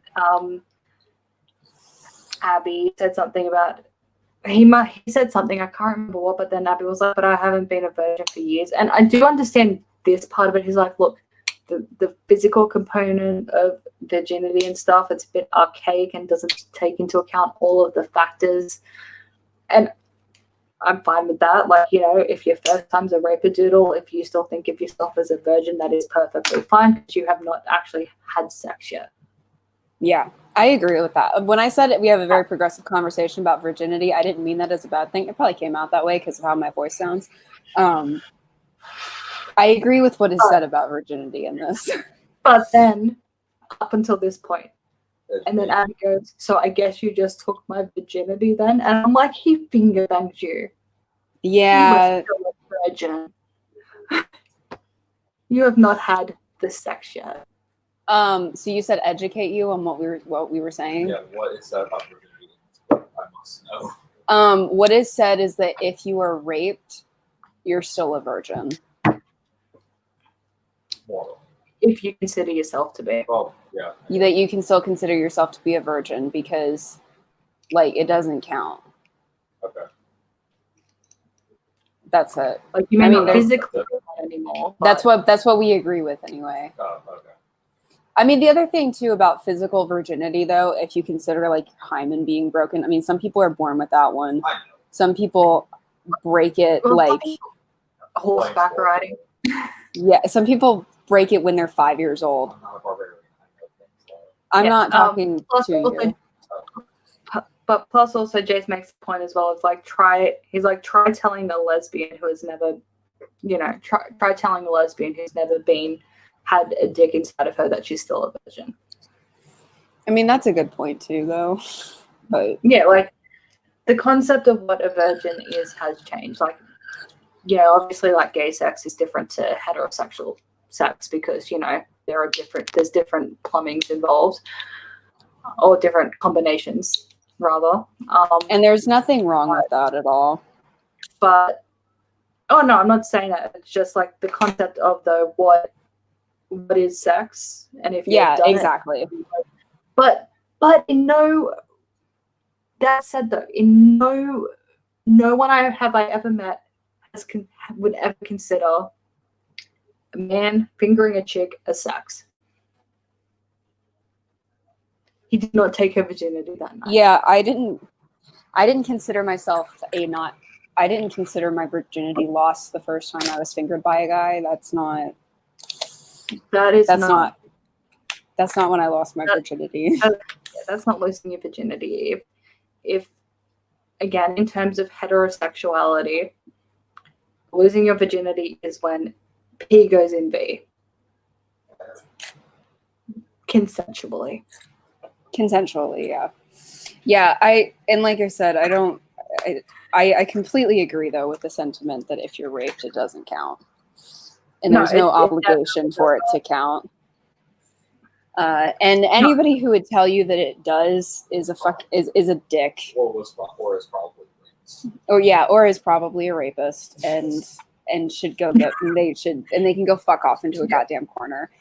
I feel like we're on I feel like our point of view has been validated by the fact that he hasn't disagreed with it. Well, I'm not dating an asshole, so okay, I am, but he's not. I'm not dating a rapey asshole. Don't mislead the people. He's a dick, but he's not a rapey dick, and that's the important thing.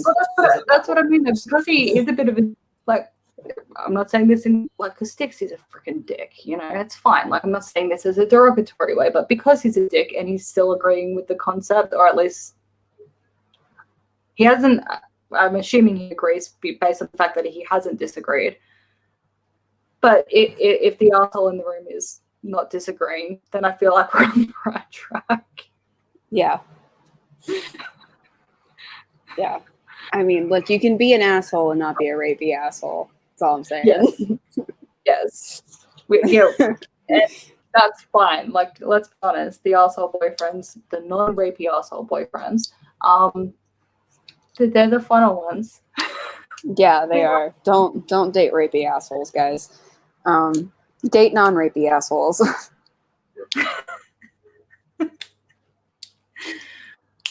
But yeah, so Jace takes Abby's virginity by giving her finger banging her. Yeah. Yeah. So that happened. It did happen. Was more explicit, as it was in that scene was more explicit than the scenes, any of the sex-related scenes in Shifters, because this is a romance, not an adult. But it wasn't cringy though. Other than I guess you just took my virginity then. Other than that, it was some of the better written sex scenes that I've read for sure. Yeah. I would say. It wasn't cringy. And there was none of that. My wetness, my modesty.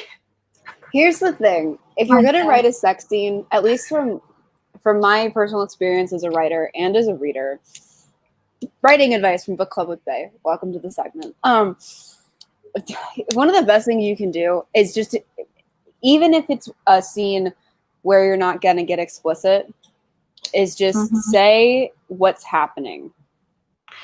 And guess what? You want to know? You know what I think it was as well. She never called it anything, and I feel like that's the safest route. It is the safe. She said he had an erection. No, but especially in regards but she to never. Her, it was. I felt his fingers slip inside me, not inside my wetness, not inside this, not inside any either clinical or metaphorical terms or illusions. None of that. It was just inside me, and I'm like, you know what? I can live with that. Yeah, just plainly, the best course of action, in my opinion, is just plainly state what's happening. Yeah. Just tell us, even if it's not going to be explicit, which is because there are several tiers of how you can do it, where, you know, getting up to explicit. So even if it's not going to be explicit, and we just need a very surface level understanding of what's happening, to not be cringy, just say what's happening, even if you're going to be vague.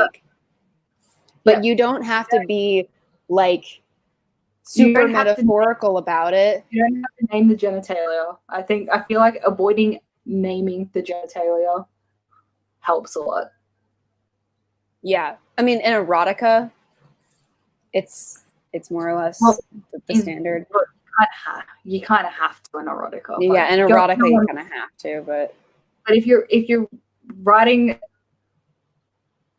a sex scene that is at least semi-explicit, like where you're with the characters the whole time, but it's not, you know, like every scene is a sex scene type thing. If it's not that kind of book, you can avoid the cringe.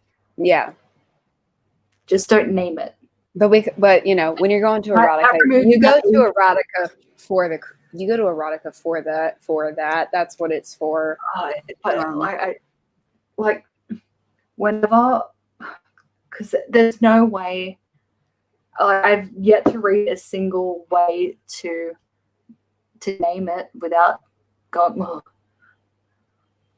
You know, either because it's so cringy or it's just like so plainly stated, like in clinical terms or whatever.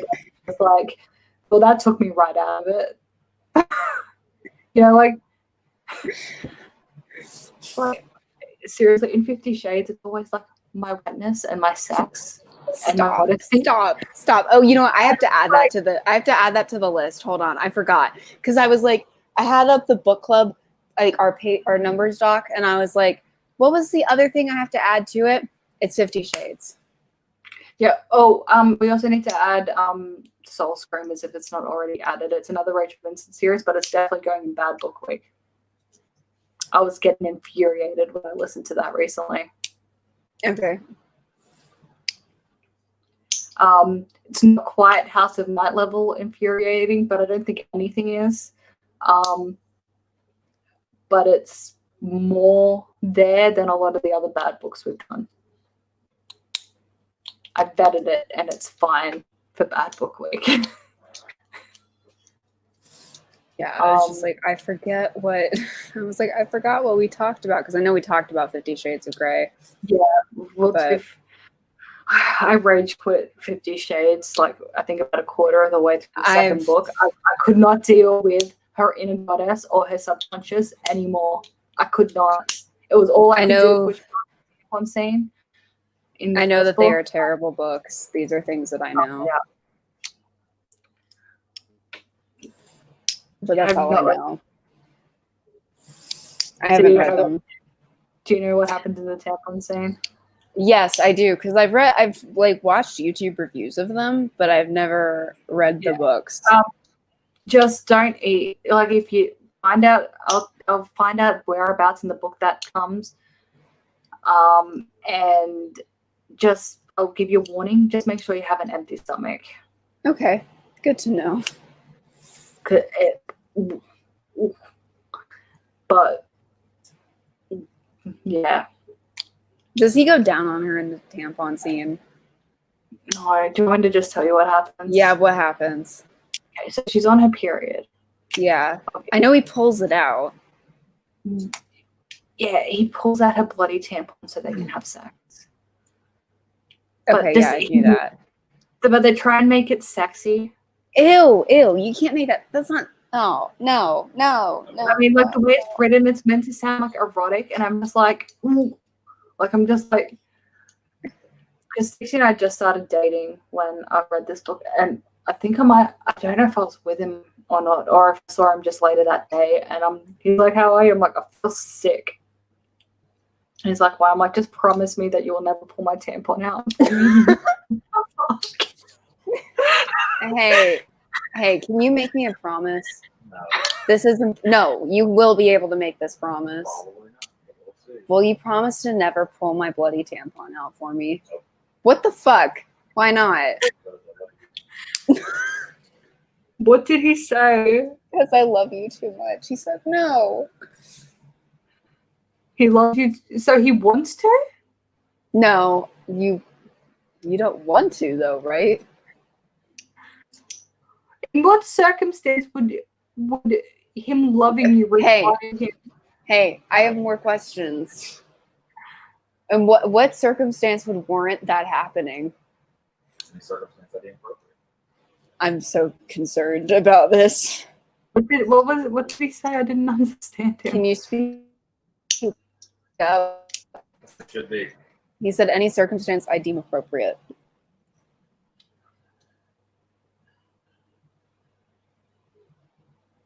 You were supposed to just say yes. Unfortunately. I'm in danger. I'm never going to want to go with the flow. Did you just say he wants to go with the flow? Was No, that a he said pun? Also that, yes. I meant it that way, by the way. Is that what he said? He said I've never been one to go with the flow, but yes, he meant it as a pun. Okay. I really hope that he's just trolling you and fucking with your head and that he never actually would do that, because I'm sorry. The only circumstance that I could think of where that would be appropriate for your significant other to do, him doing it, means he's a bad person. Oh, wait, no. If he became a no-armed, like a double-arm amputee, then it's appropriate. I think. Or if there's some sort of like medical emergency. Or you've broken both your arms and you're in a full body cast. Yeah, something like that. We get nurses for that. We don't get our boyfriends for that. Yeah, no. So I don't think so. I wanted to promise and I didn't get it. Oh. Well, that's rude. Stixie's on his way home. Oh, okay, I did get a promise. He said, I promise you I can't promise that, so. Well, that didn't go the way we thought it would go, did it? Stixie promised. Stixie promised. I'm not Stixie. To me, not to you. Well, I'm sure he would make me the same promise as well. I'm sure he'd probably be more likely to promise you. I'm sure it would be a much faster promise for me. I was just making that clarification because, like, it would be weird if he promised you. Like, how would that even come up?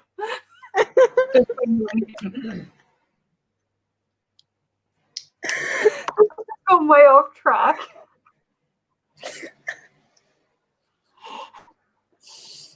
How did we get here? Babe? No, I don't know. Hey, they're going to the cabin now. They found the cabin. Oh no, before the cabin. So Jace and Abby sleep on the. I'm guessing it's a sofa bed. Yeah, something like that. I feel like they're sleeping on a sofa bed. Yeah. So they've locked everyone. There's 4 people that live in that cabin. 2 are and they've Abby's locked brothers. everyone out. 2 are Abby's brothers. 1 is her ex-fiance's brother, and the other one's a gay. So he's fine. He's got no claim in this messy situation. He's got no cat in this fight. That's the one. There were cats. I'm clever. He doesn't think I'm funny. Shut up. Because he's got no overprotectiveness, sibling overprotectiveness of Abby. He's not going to feel betrayed or like Abby betrayed someone that is close to him because it's not her brother, and he doesn't want to get in Abby's pants either. So he's fine. He's the safest option of all of them. Yes. Are we going to address what happens if a tabby is a lesbian? A lesbian? She doesn't get to be a lesbian, okay? I feel like that's what the answer is. That's not my view. I feel like that's the world's view. I feel like that's a thing. Maybe now that they've got a few extra tabbies and stuff, like you know, I've said this before, but you know, it would solve a lot of problems. Okay, so say, especially the more traditional tabbies, like, you know, like Melody, for example. I feel like she's going to be married, but before she's 19. Mm-hmm. Even more so with what happens next. But yeah, some of the traditional tabbies, you know what they could do? They could do a good job and go, you know what we should do? Keep breeding after we have the first daughter. Because, you know. Yeah, why don't they? What is that about? Like, because, you know, like even a 2-year age gap in between, with a 2-year age gap in between your two kids, right? Like, sorry, between each child. You know, you can still have, just say, you can still have 10 to 12 kids before you're infertile. You can have more than that. You know, like there's that freaking family that have like what 20 or 19 kids, like the 19 kids and counting family. Yeah. You know, a girl that I went to school with, she was about 4 grades below me, but everyone knew who she was because she was the oldest of, at that point, 12, and then 12 kids. But then by the time I was in like working, there was 14 kids born within 16 years or single birth. So the mother has spent like 95% of her married life pregnant because she had 14 kids in 16 years with no multiple births. Yeah. They were all named after places as well, cities, countries, and states.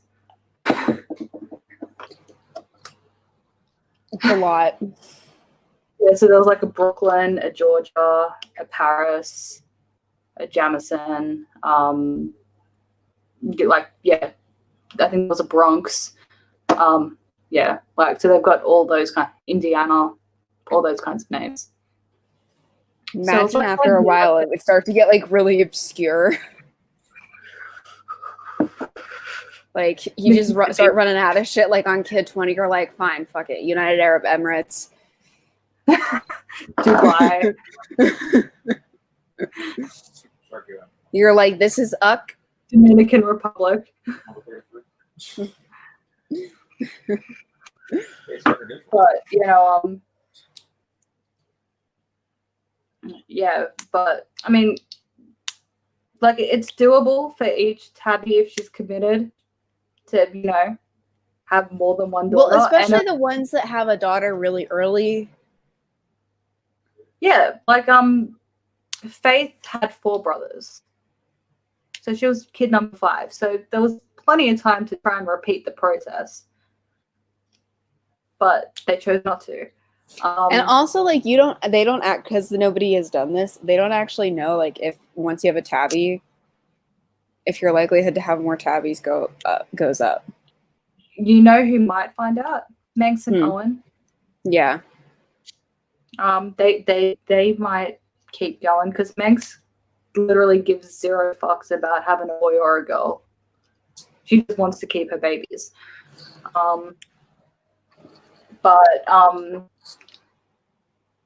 The other thing as well is I still also don't know why they haven't explored the concept of IVF. Try and make it a bit more of a 1-to-1 ratio.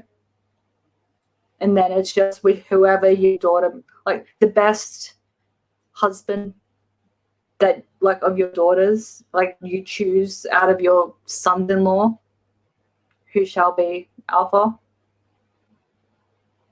I feel like that would be the smartest way to do it. Yeah. Because on the off chance that your daughter pick, like, what if Abby really had married Brian? He doesn't have leadership potential. Right. So, like, what if that had actually happened? The pride would have been fucked because they would have had a weak ass alpha. Yeah. But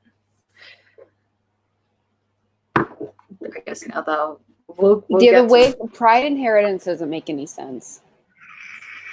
I kind of get it in the sense of, I mean, like, because Faith had said, I don't know if Faith said it or thought it or someone else said it in the Shifters books, but tabbies, because they ultimately have their pick, you know, there's like dozens of Toms competing for them. So they get their pick, and a girl that has her pick between 20 guys probably will end up picking the most alpha of them. So it's probably not too big a problem anyway. But then also, even if she doesn't fall in love with one, because of how they've been raised and they know that it's a big responsibility and stuff, they'll probably follow their head instead of their heart, most likely, anyway. Well, so it's probably not an issue. The other thing we did talk about last time was like the weird is there interbreeding thing, because at this point, if every tabby comes from another tabby, which of course I know that makes sense, but if they're all from like royal families, quote unquote, and so are the Toms, they have to be. And there are how many territories? I think 8 or 9. So there's only 8 territories. Oh, 10 territories, sorry. 10. But how is there not interbreeding? I don't know. Well, that's the thing as well, because I feel like there would have to be some country swapping happening somewhere, like maybe with Canada or something, because even now everybody's related. I know, but also like every single one of the alphas all have different surnames, right? But then there was also, like, even when Malone, like, we'll say back in Shifters, like, there was all different surnames from all the alphas, meaning that they're all from different patrilineal, you know, at least immediately from different patrilineal lineage. But how? But then also, like, Jace, but there has to be more than 10 families, though, because Jace has a different last name to all the other alphas as well. So where the hell did Malone fit in? When Jace and where the heck did all their moms come from? Where are we getting all these extra mothers? Yeah, so I feel like the men must, like, some of the alphas must, you know, at some point come from Canada, or if there's like European werecats and stuff like that, maybe like there's a lot of moving around between men, because once, you know, if you don't get a tabby, it's kind of like, well, you get to go wherever you want to go. So because, you know, this is just one of those things that, like, the world building is kind of a mess, and this is one of the reasons why, because, like, there's too many questions about that. About, like, the inbreeding issue. And then, like you said, because even when you look at who all the characters in here married, like, Mark's not an issue because he's a stray, so that actually helps. So somebody could marry their kids and it not necessarily be inbreeding, unless sorry, you go. Unless somebody gets married to one of Faith's brothers, then that is inbreeding. But Abby is already Faith's cousin, so Abby's kid can't get married to Mark and Faith's kid, so that cannot happen. So if Jace had married somebody else who wasn't related to Faith, then Abby, and I mean, like, I'm not recommending they do this, but from our current understanding, like, from our current viewpoint of, like, genetics and stuff, Abby's kid and Faith's kid could breed without it technically being inbreeding, because they're far enough removed from each other. They're second cousins. They'd be same generation. They'd be second cousins. They'd be first cousins once removed. No, they'd be second cousins. On the same generational line, it's second cousins. Because Abby and Faith's kids are second cousins. Yeah. So Abby's kids and Faith's kids would be first cousins once removed. What? The same generational line is first cousin. Like, and then the line down is second cousins. Yeah, and so Abby, so Faith to Abby, so Faith's kid to Abby is first cousin once removed. No, Faith's kid to Abby, second cousins. Here, we've had this. They're second cousins. No, they're not. I promise. I swear. I'll show you.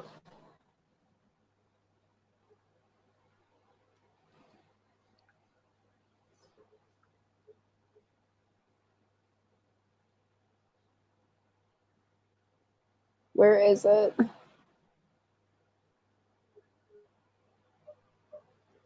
Yeah, because I used to think that it was like my second cousin's kid would be my second cousin's once removed, but then I read a thing where like the same generation is first cousins, but then however many lines you have to go up is the removal process. It's the opposite. So it's like, so your second cousin is when you have two great grandparents in common. That's so stupid. So then your first cousin once removed is like that is your so mom's stupid. Yeah. My original understanding is what makes the most sense to me. That's weird. That's what I thought it was too. Yeah. And then I changed it to a wrong thing again. I had two wrong thoughts before I got to a thing. But either way though, Abby's kids and Faith's kids could. It's still mentally icky. It would still be icky on a mental level, but they could. They could interbreed. It's weird, but yeah. The only relations that Faith ever talks about in the books outside, like the only relations outside of immediate siblings or parents in the books that we ever find out about is the fact that Abby and co are Faith's cousins through their dad and her mom. None of the other alphas or their wives ever discuss like how many of them are related. Like are any of them, obviously none of them are brothers, but are any of them brothers-in-law? We don't know. Right. Well, this is the other benefit to adding in strays is like you're adding to the fucking gene pool, to your very limited fucking gene pool. And also, if you would let them breed with humans, more gene pool. Yep, and more potential girls because, you know, like if you and you know, obviously what you would do is also get your missus, you know, tested to see if she's got a recessive gene or not. Because then there's a 50-50 shot that any of your kids will be cats. But then if any of you have a daughter and she's not, you know, a natural born cat, you can still give her a scratchy scratch when she hits puberty. Mm-hmm. And she gets to be a cat. And you got more girls. And she's almost like a natural born cat because she still starts shifting at puberty. She was raised by cats. You know, it's a thing. Yeah, like, I don't know, why are we banning humans again? This is dumb. Like, this is all dumb. Yeah. And they, like, if they don't want to necessarily bring humans into the fold, but they want more girls, you know, you find a way to get your girlfriend's DNA. Does she have a recessive gene? Yes. Then, so, like, I don't know, put it through a series of tests that would make it clear whether or not she would be appropriate to being a cat or amenable to being a cat, or if not, open to keeping the secret or willing to breed with one. You know, there's ways to suss this shit out for the most part. I mean, like, half the time it would probably just be like, you know, bringing up hypothetical conversations, because guess what? Those sorts of hypothetical conversations are nowhere near as sus as fantasy books make them out to be. Yeah, no, they're not. conversation of... We've had that hypothetical conversation. I'm like, would you still love me if I was a werewolf? You know, we have that kind of conversation all the time. We have the conversation of like, okay, so if one of us becomes a vampire, here's what we're going to do. Yeah, Stixie doesn't necessarily play along with the conversations. The most I'll get is, I guess, maybe. It would depend on how much it impacted our life. We have plans for if one of us becomes supernatural. We've got it planned out. Yeah, so like there's ways to suss out this shit, okay? And then if that's the case, give her a scratchy scratch and you two can have babies. It's fine. Yeah. You still don't have to breed with humans, but just make some more girl strays. It's fine. Now that we know that it can happen. Because I guess prior to this book, they weren't sure about the female stray thing still because there wasn't one. Yeah, but now there is one. So that opens doors. Anyway. So they get well, no, we still haven't gotten past this part. So we have to let the gay guy in. Like, yeah. One is like, look at you two hooking up, good job. And he's like, does Brian know? And I was like, I did a dumper-doodle on him. And he's like, well, that's awkward, but fine. And Jason's like, how did you know? No. One was like, so you're going to have to explain all of this again when you leave. And Jason's like, but I'm going to go have a shower and stuff. How would anyone know? He's like, well, if you wanted to keep it a secret, maybe you shouldn't have locked everyone out of the cabin all night. Just saying. And I like Warner. I do too. But Warner's like, so I found a cabin thingy, and they're like, excellent, let's go. And he's like, look, if you want any plausible deniability, go shower and then go in. So they go in. No one's happy. Mostly because they were kicked out of their cabins and beds all night, so they had to sleep on couches and floors. So they walk in. I can't remember. Oh, I think it's Mateo. No, Mateo's a different. Brian's brother. I can't remember which one he is. Yeah, I don't remember either. And he catches on really quick to Abby and Jason. He's like, look, Brian called me last night. It's fine. All we want for you is to be happy because like they've known her for years. They've been looking after her for years, so they're fine. He's like, does Brian know about Jace yet? Because he didn't mention this. And Abby's like, no, that hadn't happened yet. And then Melody comes downstairs. Oh, they're like, where's Isaac? And they're like, oh, he's in the shower. And then Melody comes downstairs and she's like, so you banging my brother? And Abby's like, well, you're banging mine. So everyone's like, wait, what? And poor Lucas, he's sitting there like, I swear I didn't. And Jason's like, what? And they're like, and I was like, no, you dickhead. Isaac, he's in her shower right now. Jason's like, what? And then he goes up and tries to kill Isaac and Melody, and Abby's like, please don't. If it would so please you, please do not kill the guy that I'm sleeping with / my brother. 2 different girls, not same person, saying that's incest. Yeah. That's incest. And this, as far as we know, this world does not support incest. Or at least we've read books that do support incest. Well, they contain incest. Yes, there is no open incest that have incest rape. Yes, it also had bestiality on multiple levels. That was a weird time. But then Melody blurts out, you can't kill him, and I don't care what you say, I'm keeping this baby. And Jason's like,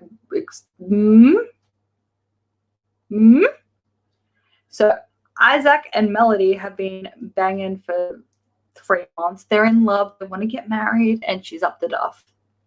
And then Jace's mum comes down the hall, and she's like, oh, well, that's a delicate way to tell him. Oh, what? Yeah, no, we were going to break it to him gently. Good job, Melody. Well done. And Abby's just like, whoa, fuck. I did not expect this when I decided to be snippy. This escalated really quickly. Yes, it did. I was some motherfucking teeth. Yeah, on the plus side, though, the fact that Abby and Jace are hooking up and Jace's sister and Abby's brother are hooking up, you know, obviously, at least they're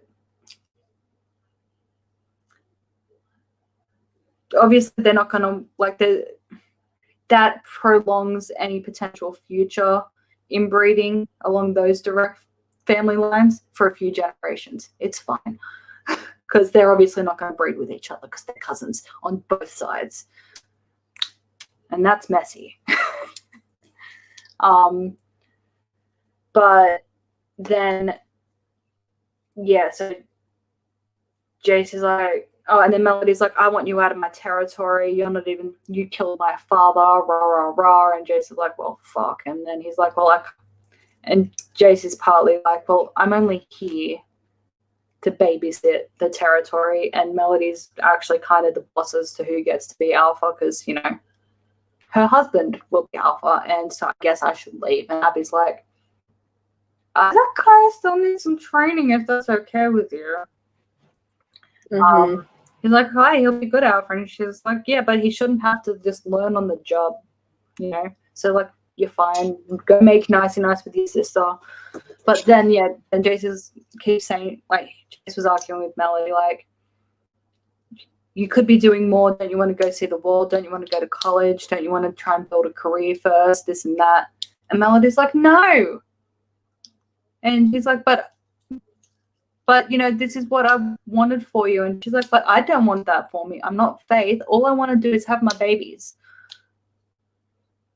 If that's okay with you. And Jace doesn't get it. And then Abby kind of like ends up saying to him, yeah, like, you are offering her every choice in the world except for the one that she wants. And that's not really, that's not cool. And I kind of liked that because in a lot of worlds that have strong independent women protagonists and everything, yeah, more or less the only people in those worlds that feel like it's okay for a girl to just be like, I'm 18, I want to get married, have my babies, raise my family, support my hubby. They're bad guys, or at least, yeah, or they're portrayed as stupid or whatever. And honestly, and it was nice for it to be a thing where like Abby, the main character, was like, it's fine. It's what she wants.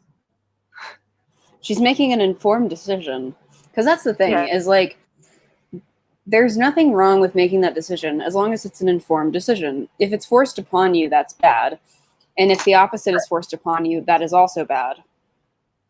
Yeah, like, the whole point is, like, because Abby's like, she's making a choice. She's happy with her choice. She's content with her choice. She can live with her choice. This is the choice that she wants. And the other thing is that what's kind of nice about Abby is that she's not Faith. She's more of a middle ground because she's like, I want to go to college and find myself and then settle down with somebody that I love, which is like, there's nothing wrong with a strong, independent woman who don't need no man, but it's such a tired trope in fantasy. And with female protagonists, that it's kind of nice that it's a much more nuanced version of it. Yeah, like, in a lot of ways, it makes it like in Mercy, right? Like, Mercy's going to want to start having kids soon, or she's not going to be able to breed anymore. But it also makes sense for her to not have had kids yet because she's she's an adult, but she's like the main character of the series. And kids change everything. And Jessie, at least, is already a teen, like, she's an adult now. So she's not like, oh, I wish I could go and fight the Fae with you, but unfortunately I have to breastfeed. Like, there's none of, because I'm not gonna lie as well, like in a lot of shows where, like, you know, we're with people and then they start having babies and you're like, great, it's fine, you're having babies, but either the characters become boring because their entire life is about their kid or whatever, or I'm sitting there watching thinking, you're a horrible parent because it's 11 p.m. and you've been out till 11 p.m. every night this week. Where are your kids? Yeah. Are you ever parenting them? The Mercy series, if Mercy's going to have kids, it's going to have to end with Mercy having kids. Yeah. Having twins, goddammit. Yeah, the most I will concede is she can be pregnant right in the last book, and then the epilogue she's got Twins. Like, not heavily pregnant, you know, early pregnant. She finds out in the book that she's pregnant, and she's like, holy fuck, you know. And then Adam, and it better be twins. Yeah, and then Adam's spending the whole book trying to protect her womb, and she's like, I get it, but also I have shit to do. And then the twins rock up in the epilogue. Yeah. Also, I was debating whether or not I shipped. Huh? Because Walkie's back, so she can have twins again now. Mm-hmm. Also, I was debating whether or not I shipped Jessie more with Tad or Ben. I've decided I ship Jessie with Ben more than I ship her with Tad. I've made my decision. You know what? I'm happy with either outcome.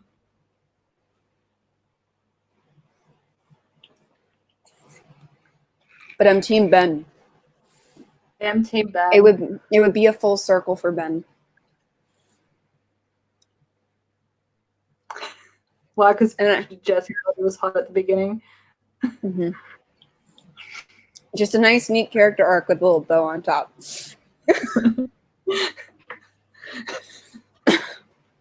Well, yeah, the first time we meet Jessie is like, she's like, stay away from Ben.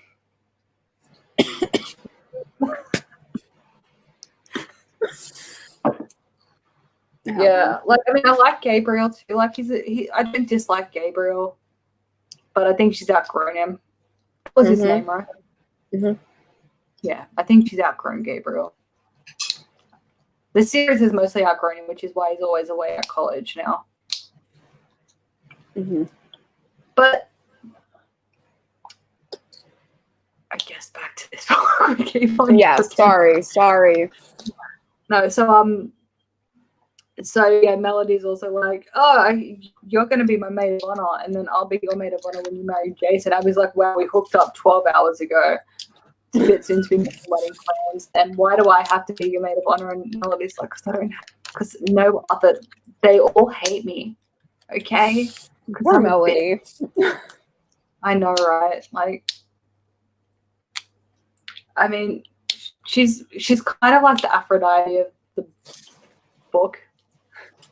Just, I kind of like her. At least she's a bitch, but I kind of like her. Yeah, she can stay. Especially because they, like, much like Aphrodite as well. Everyone's like, she's such a hoe bag, but then it turns out, well, actually, she's been in love with the same person for a while. Mm-hmm. And having his best. Which I'm sure isn't that funny that in books they're always like, well, this person's a piece of shit and she's a slut. And it was like, well, joke's on you.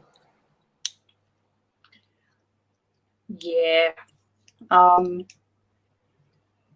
mean, to be in their defense, I think she's always been quite flirty, and I think, yeah, she's hiding the fact that her and Isaac were hiding their relationship. She was overly flirty with other guys and stuff like that, and she hooked up with a couple of Jace's enforcers a few years prior and stuff like that, and they left and he had to get new ones. And so at least she has the history established for that kind of thinking. Whereas with Aphrodite, it was like, well, she had one boyfriend and then she had another. She's such a whore.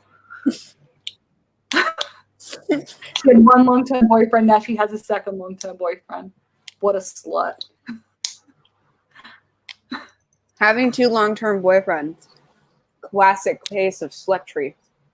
Yeah, because I don't think it's ever outright said that her and Eric were together a while, but it's at least heavily implied that they were together. It's heavily implied, yeah. Like more or less also, This stream is not sponsored by Nike and Coca-Cola. It's just like this.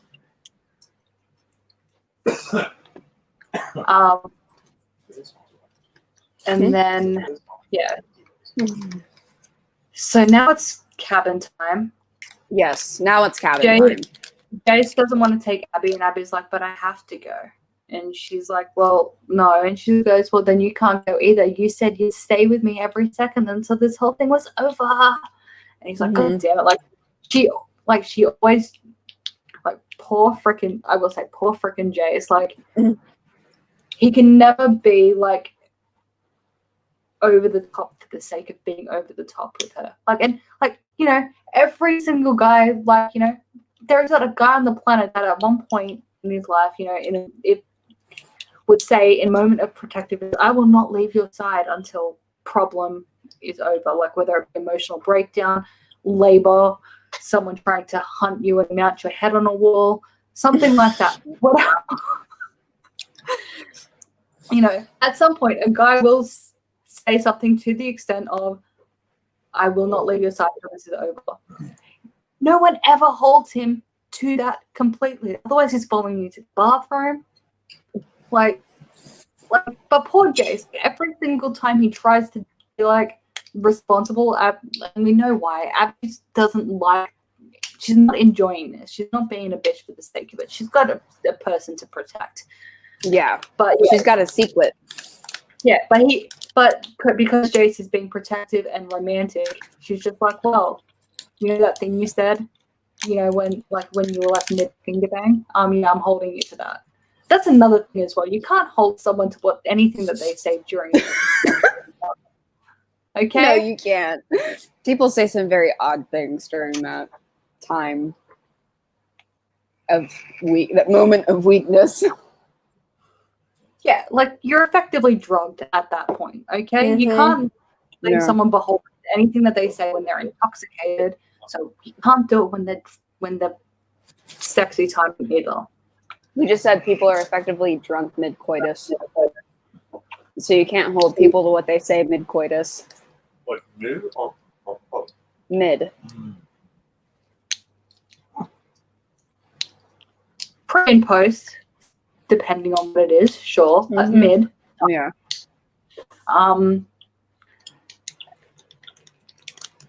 Pre probably a bit less as well because, let's be honest, he's trying to get in your pants. It's fine. Mm-hmm. Or it's dirty talk or something, people say things. But because Jason's out there, he's not allowed to say things unless he means them. So Abby gets to go to the cabin. Yep. And she's wearing the bright white jacket again. And everyone's just like, why do you keep wearing a bright white jacket when you're trying to be covert? And she's like, because it's warm. And they get there. It looks empty. They're like, fuck. So, and then they have a walk around. Yeah, they find shifted trophies of all the species all throughout the cabin. They're like, well, fuck. This is terrifying. And then they hear a table get knocked over and the door open. They're like, well, fuck. They look outside, can't see anyone. And Jason's like, boys, you two run, you do a shift and go chase. And me and Abby, we're going to stay here. And they're like, done. So then they go and do a thing. And Jace is like, okay, let's go look for something. So he goes to look for something. And then Jace goes, then they find a basement. Mm-hmm. And Abby's like, I guess we should go down there. And Jace's like, no, you're going to stay up here. And she's like, and in her head, she's thinking, well, I have to get down there in case there's something sus going on. And yeah, Jace is like, no, I'm going to go and make sure that there's not something that'll kill us. And then if the coast is clear, then you can come. And she's like, fine. So Jace goes downstairs, and then someone holds a knife to Abby's throat or a gun to her head. Something. Weapon, Abby. I forget which it is. Yeah. But something. And then the guy. I think it's a gun, because I think in Hunt she says guns work better on cats. Well, yeah, because a cat can't outrun a bullet. Yeah, and he's a. Either way, I think it's a gun. Yeah. He's like, "You're gonna do what I say and do a thingy thing," and he's like, "Jace can't hear us, and I'll hear him before he comes up, and I'm gonna kill you." Effectively. And Abby's like, "Well, you can't kill me." I feel like it was a knife because he was running it across her throat. It might have been. I feel like I could be wrong, but anyway. And Abby's like, "There's no point killing me. You need me to be a kitty cat." And he goes, "A shot of adrenaline will sort that out." And she's like, "God damn it, you know how to make us kitty cats." And then he's like, "Jace isn't coming to your rescue. He doesn't know where you are, so we're going to go out to the car. You're going to get in. You're going to do what you're told. And then we're going to go." But then Jace is like, "Surprise! I know how to move quietly, motherfucker." And, grabs him and they tie him up. They started, because also Abby's phone, she had to drop her phone in the sink by him, so her phone's ruined. And she even makes the point of earlier, and this is important later, she doesn't know anyone's number. Like, the only number she has memorized is Jace's, and her dad's, because that's your job. You have to have your alpha's number memorized, and she's had 2. So those are the only numbers she knows. She's like, "Oh fuck, I need my phone." But yeah, Jace comes up, they tie him up, they start interrogating him, and Jace is like, "Why do you want Abby?" And he's like, "We weren't going to come after Abby, we're going to go after the other one." And Jace is like, "Fuck, Melody, no." And yeah, the guy's like, "I don't know why you kept her unguarded. You kept 2 of them unguarded." And then Abby slashes him across his throat. And Jace is like, "What the fuck did you do, Abby?" And yeah, Abby, like, we're in Abby's head for part of that. And Abby's just freaking out, saying like, "No, he's saying too much. He's saying too much. Oh no, they're gonna find out. They're gonna find out." So then she kills him. Yeah. So he can't say what the reader is still sitting there thinking, "What the fuck are you hiding, Abby?" Yeah. And it was at that point that I realized who she was protecting, because because I'd read the blurb of the next book, and that's the only reason why I feel like that's the only reason why I would have worked it out. Yeah. She set it up well. I will say that. Like, you knew it was coming the whole time because you read the wrong book. But yeah, I read the wrong book by accident, so I knew it was happening. But yeah, I don't know that I would have figured it out. And then so the guys come back. Jason's like, "What the fuck? You need to tell me why you did that." And she's like, "No."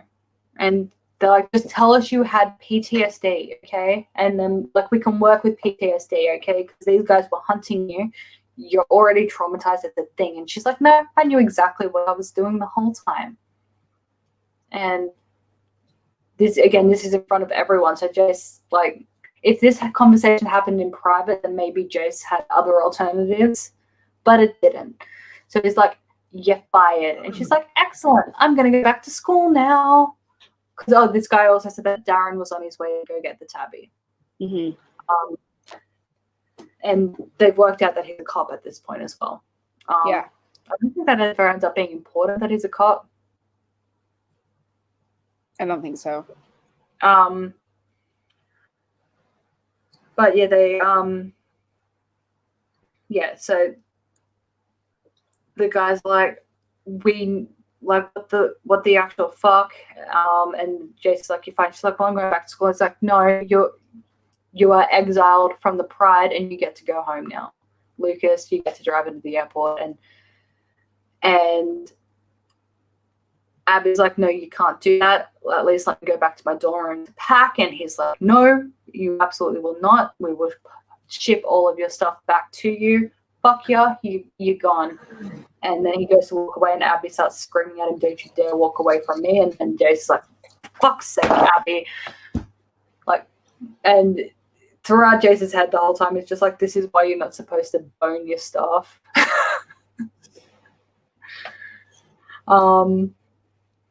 And yeah, so Jace ultimately is like, it comes down to like, no, Lucas, drive your sister to the airport. She's wearing white and she just slit someone's throat. So she's covered in like blood. So can you stop on the way and get her some clothes? And then they leave, and Jason's sitting there the whole time trying to work out why the fuck, like he's like the only tabby nearby is Melody, but they said that she was unprotected. This makes no sense. They're trying to work it all out. And then I think he clicks on, he doesn't realize who yet, but he starts to click on, it must be a female stray, and Abby knows who it is, and she's protecting them. Yeah. He's like, it doesn't make sense, but it's the only thing that makes sense. Meanwhile, when Lucas goes into the store to get Abby clothes, Abby eats. She runs, and then she does a shifty shift into a kitty cat, and she runs again, and she runs back to campus. And we know at this stage as well, because Abby's looked at the photos. No, Jace looks at the photos and he works it out. Yeah. Jace is looking at the photos and he's like, with the knowledge that there is a female stray that Abby's protecting, and he's looking through all the photos, he's like, hang on. A lot of these more recent photos that Abby and Robin, and then he sees the photo through the dorm room. Robin has like dirt on her and some blood around her mouth and stuff like that. He's like, holy fuck. Robin's the stray and Abby infected her. Yeah. And shit. And then Lucas calls, Abby did a yeet. And they're like, well, fuck. Lucas, you followed the path that she would have taken to get back to school. If you haven't found her in an hour, go there. Jace drives to the school. In the meantime, Abby gets to the school. She shifts back into human form because she can't, cat her way into the building. She's very hungry. She's got no energy because she's shifted twice and doesn't have energy, but she runs up to her room. Robin's lying on the bed and she's been drugged. Darren's in the bathroom. So she picks Robin up and runs. She found clothes. That's right. She wasn't doing all this. Thank goodness. She carries Robin down the hall, gets into another room. I think she also calls Jace. He's like, yeah, we're on our way, blah, blah, blah.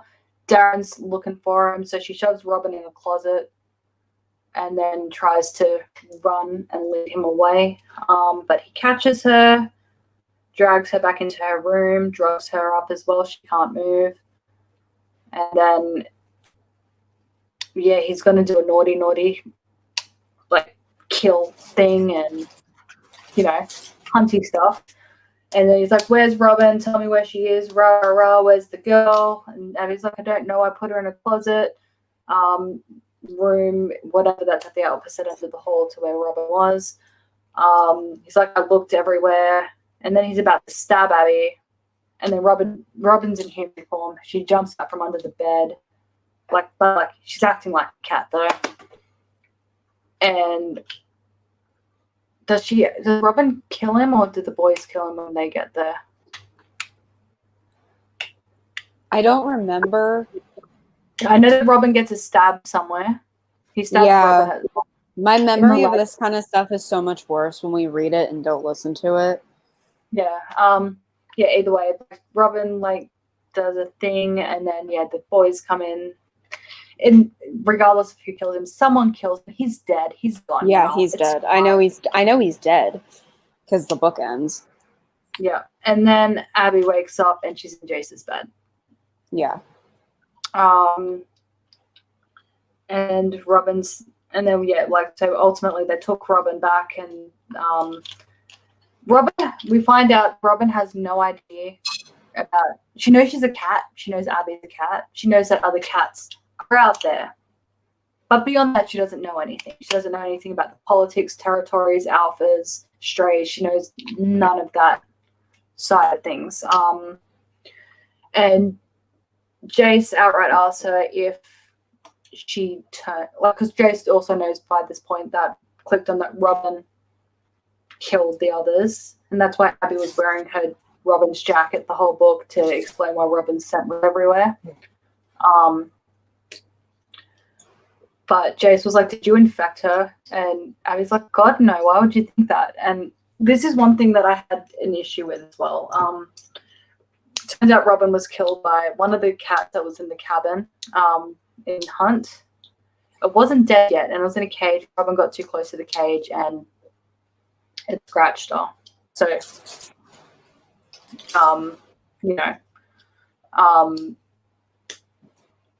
but it's established in the second book.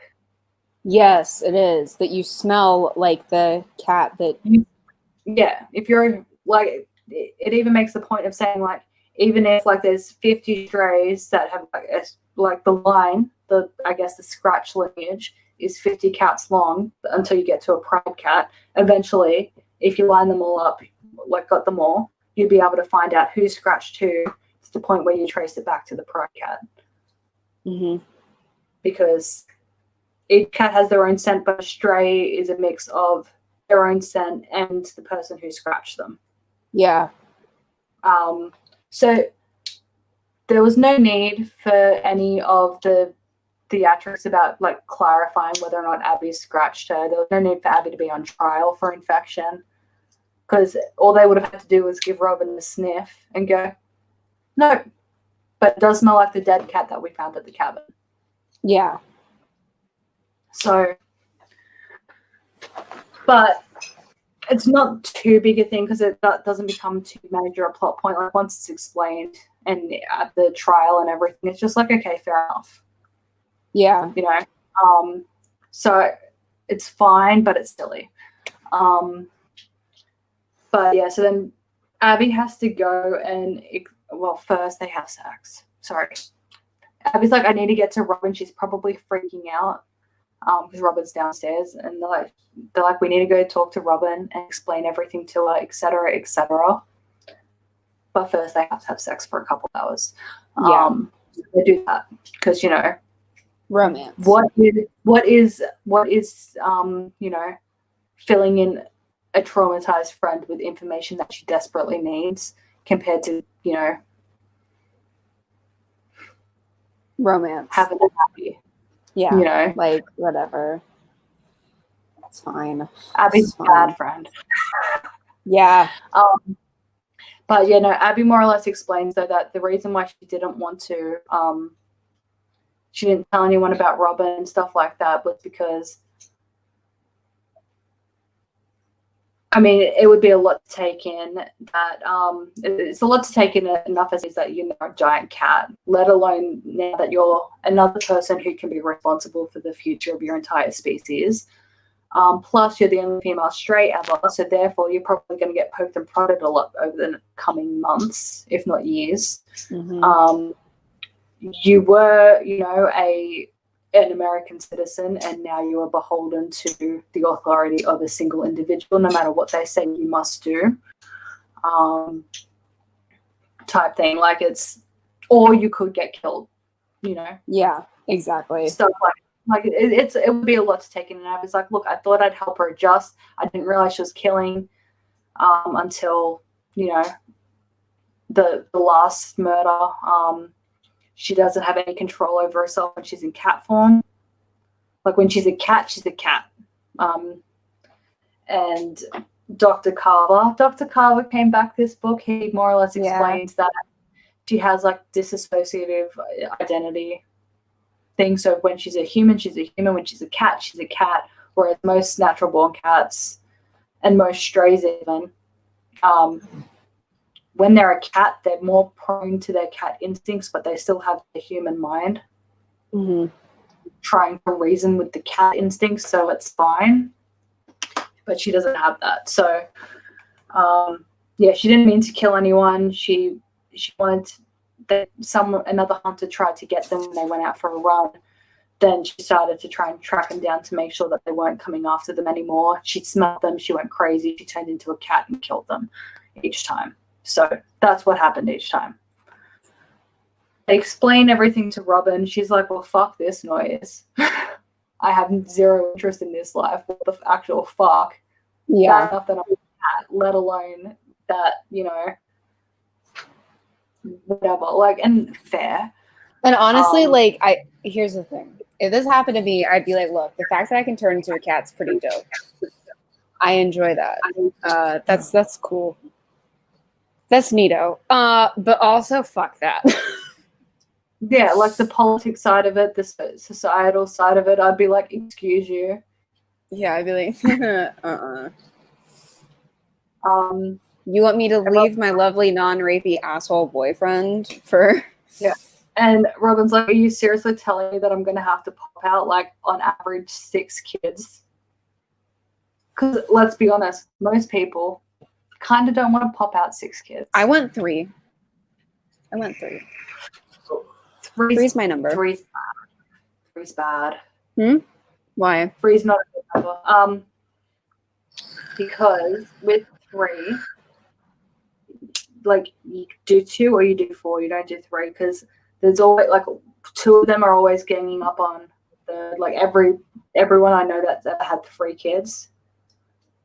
And everyone I know that's ever been part of 3 kids, myself included, that we're always like 3's a bad number, 2 or 4. All right. I don't have siblings, so I'll take your word for it. 4 it is. Yeah. Because also, I mean, like, I know things get more, like, holidays and stuff, they get more expensive the more kids you have, except and all that stuff. But, like, at 3 as well, because some people are like, but 4 you have to get a bigger car. 3, if they're close together, you need to get a bigger car because 3 car seats, like, I don't know what the booster seat laws there are and everything, but here you have to have, like, booster seats until they're 7. Yeah. Here too, I believe. Yeah, so I don't know though. Yeah, so unless you've got like an over 7-year age gap between your oldest and your youngest, which most people don't, you kind of have to get a bigger car anyway to fit them all, to fit all the car seats in. But 3's messy. It might not be as bad if, like, you had, like, 2 girls and 1 boy or 2 boys and 1 girl. But you can't guarantee that. Yeah, if they're all the same as well, especially if they're all girls, because girls are bitches. It can get messy. You kind of want a buddy system. You can do odd numbers once you're above 4. Like, I don't want 5. More than 4. 4 is my max. But God, like, what if on the talking about kids? I'm sorry. I know you were. We discussed this earlier. I hope you remember that. She just said 3 is a bad number. It is. Thank you. So 4. So 2. Did he concur that 3 is a bad number? He said so too. You'll work it out when you work it out. Yeah, it doesn't matter right now. It's not important right now. That's a future use problem. It's future us problem. Anyway. Excuse you? Did you hear that? He said I can make it a now problem. What does that even? I know. What does that even mean? Don't even answer that. I don't want to know. I feel like he meant. I think was that a snide way of saying let's make a baby now? Like, I don't think so. Facetious, even if that's what he meant. I don't think that's what that meant. I hope not. God, I hope not. Not ready. Anyway. So yeah, so they have a chat with Robin. She's like, "Fuck no," and then we time jump to Abby's trial. Yes. Because Abby's in big trouble because she did a lot of naughty stuff. Like, she gets cleared of the infection thing, but she harbored a fugitive, effectively. She betrayed her alpha. She did a lot of things in the investigation that hindered it. She kept critical information from her alpha, all that stuff. So she did a lot of naughty stuff to protect Robin. Robin's fine. Robin's being told, she has to be supervised, like in cat form, she has to be under direct supervision until, you know, her brain and her cat brain, you know, can connect. I think she has to do probably, they didn't really go into it, like, you know, but she's in trouble, but not long-term trouble. Yeah. Because they're like, look, one, we get it. And two, you're a girl and you're fascinating. And three, you have to let us, you know, observe you for a bit and suss out why you exist. Because you should be dead. Yeah.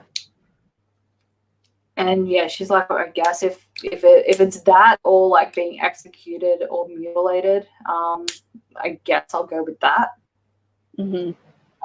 But yeah, so she confirms Abby didn't do a scratchy scratch. She was just trying to protect me. And they're like, why do you think that Abby didn't tell us about you? And she's like, because then she would have had to tell me about you. And they're like, what do you mean? They're like, well, you know, this whole thing, this is bananas. And they're like, and what do you think would have happened if you had known about us sooner? And she's like, I would have defected to fucking Canada. Yeah. Direct quote. And they're like, she said I swear. And she's like, no, seriously. Like, I was an American, you know. I was a free person. I had free will. And then I turned into a giant cat and it's all gone. And I would have fucking needed. Yeah. And I would have fucked off is what would have happened. Yeah. She's like, I don't want any of this. And she's like, and none of you are going to make me breed. Like, I don't think Robin's against the idea of having kids. I don't know. I haven't been in her head yet. But well, you know, here's what's very sympathetic about Robin's aversion to breeding is that even if, like, you are like us, for example, and you're like, I love kids, I want kids. If you are then taken to a bunch of strangers who are like, we want your womb as a baby factory for 8 children, you're like, bitch, this is my decision, not you. Fuck off. I don't want my womb to be your womb. This is weird. And plus, you only get to have kids with one of a few men. Like, she will get her fair share of male people to pick. Yeah, it's like you get to pick from a lineup that we pick. It's like, I'm gonna go to Canada now. Yep, and get the fuck out of here. Like, okay, it's one thing as well to be like, you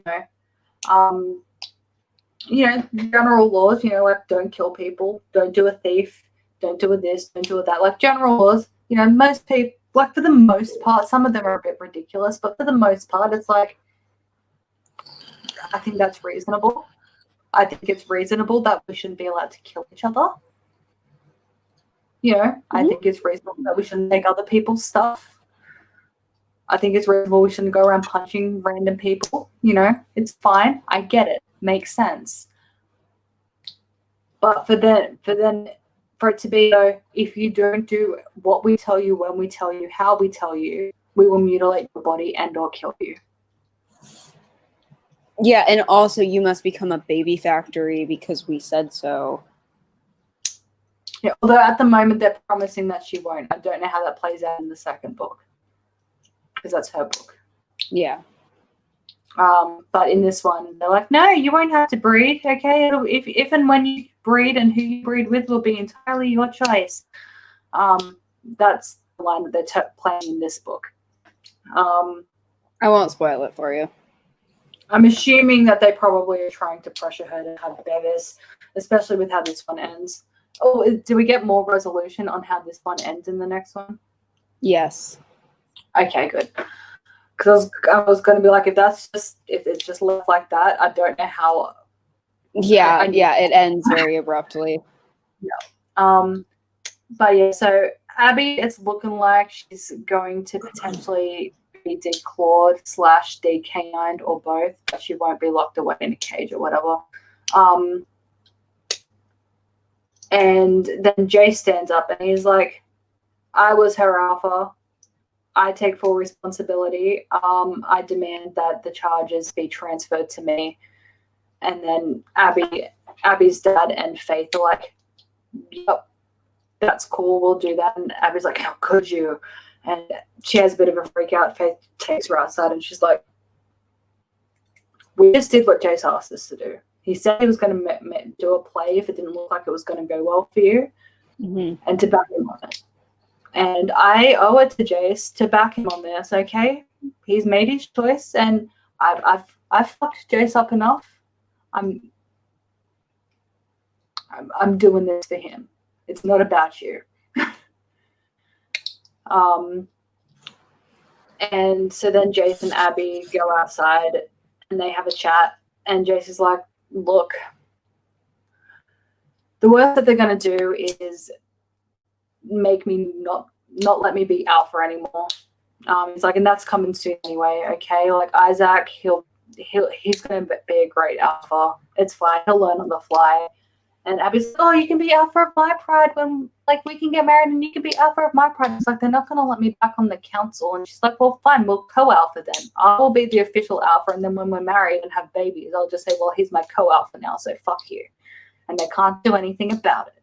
And he's like, sounds like a plan. So then they're like, excellent. So they're like, let's move to South Carolina and be a couple and be future alphas and parents and married.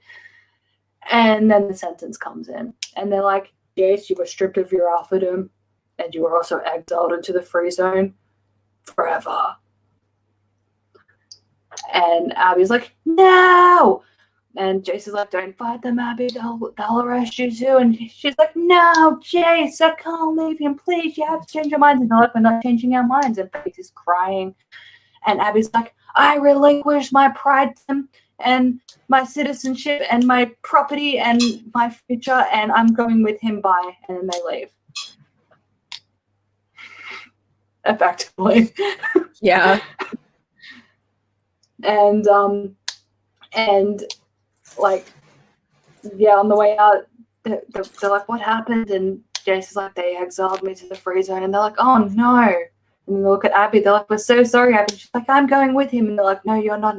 She's like, yes, I am. I said the words, and I am now a free cat. And they're like, look after her, Jace. I don't see her brothers being like, look after her, Jace. Like, they would be tackling her and not letting her leave. Yeah, yeah. They wouldn't just be like, yes, bon voyage. Like, you wouldn't. And then Jace and Abby get in the car and they're driving, and they're like, we're gonna be free. And then they call Titus, because he's like the current leader of like the strays that are trying to be a pride. And Jace's like, our plans have been moved up. We're coming now. And so it sounded so covert. I'm sorry. Timetable's changed. And so the timetable is shifted. And then Jace is like, we're here. So then they get out of the car, and Titus is like, welcome to the Lion's Den, Abby and Jace. Welcome. And then the book ends.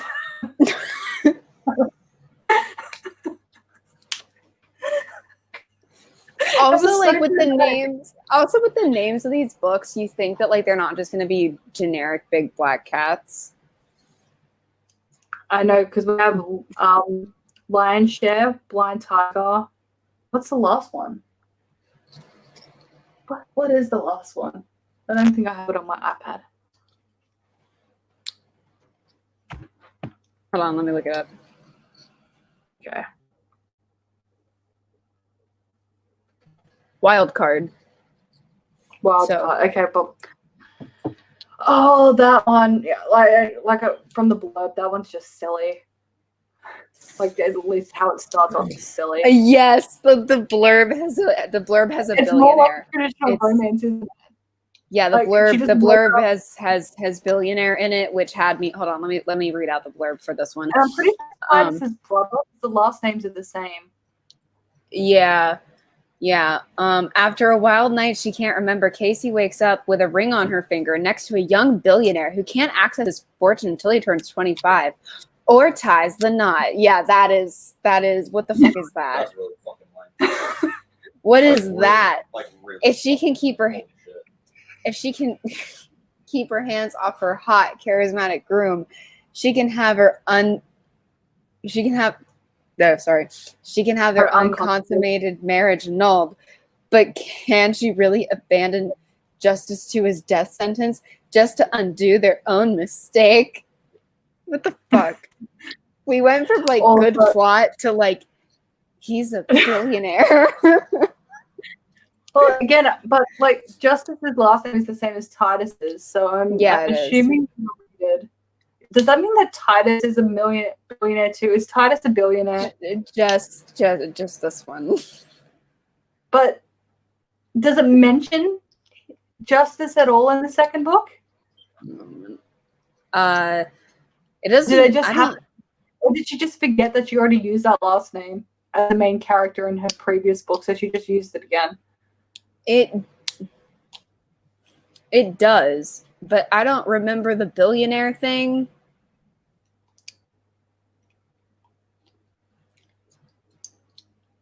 Yeah, I don't remember the billionaire thing. Maybe they're like half brothers and the billionaire is on Justice's mother's side. I don't know. But also you have to keep in mind my reading comprehension skills don't exist. Because you've been listening for so long. It's never been a thing. Like when I took the SAT, I got a higher score when I Christmas treed the reading comprehension section than when I actually tried to do it. Fair enough. That's how bad. Like, I know I'm an author, but I'm functionally illiterate.